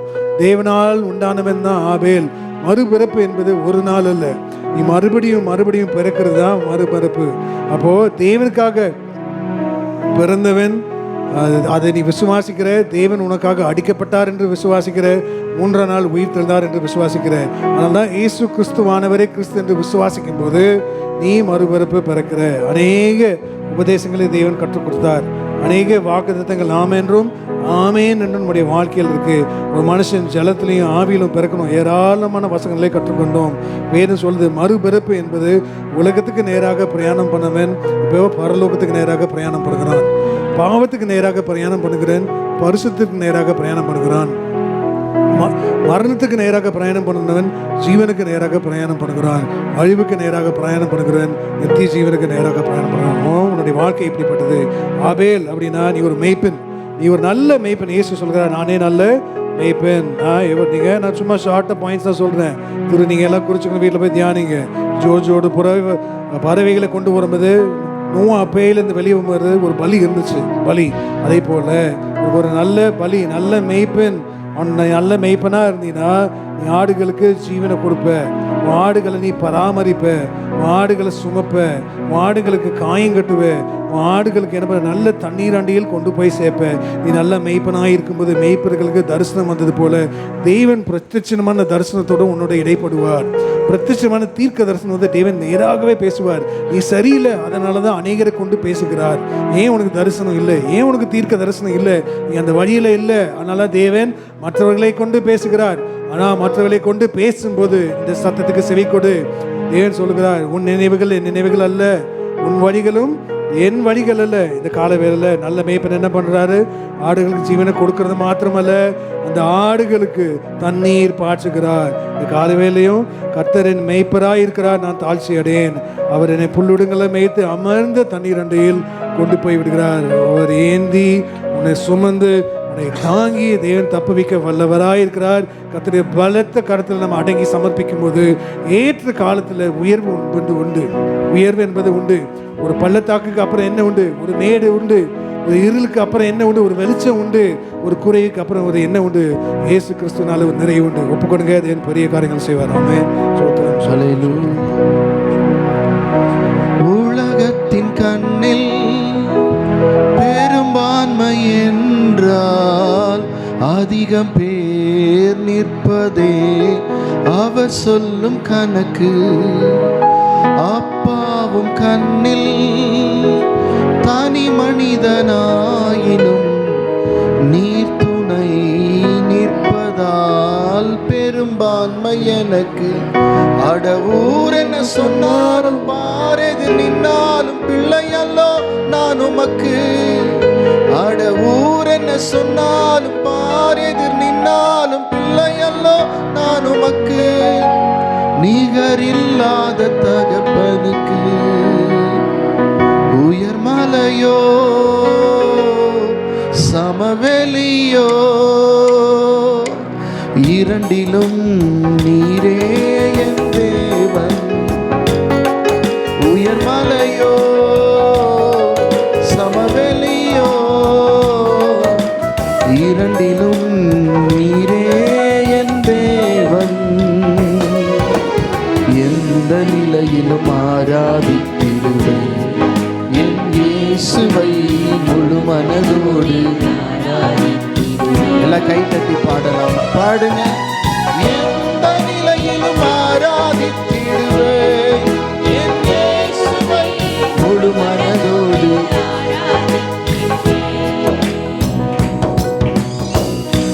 ஏற்றமாய் தோன்றும் பாதைகளிலெல்லாம் என்னிலே தாங்கிடும் உள்ளம் கை அழகு. சறுக்களாய் தோன்றும் பாதைகளிலெல்லாம் பின்னலாய் தாங்கிடும் விரல்கள் அழகு. நான் எந்த நிலை என்றாலும் என்னை விட்டு போகாமல் நிற்பதல்லோ அழகு. நான் எந்த நிலை என்றாலும் என்னை விட்டு போகாமல் நிற்பதல்லோ அழகு. விட்டு கொடுக்காத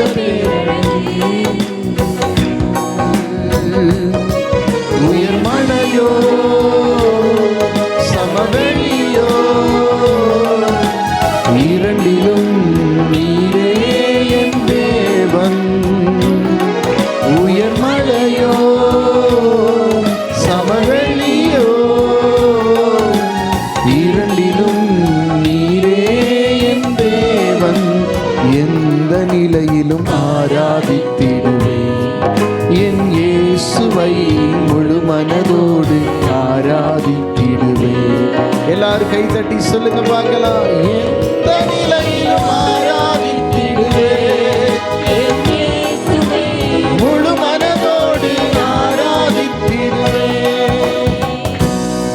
அப்பா, இந்த காலை வேளையிலே எவ்வளவு ஒரு பெரிய சத்தியங்களை நாங்கள் கேட்டோம், எவ்வளவு வசனங்கள் அப்பா.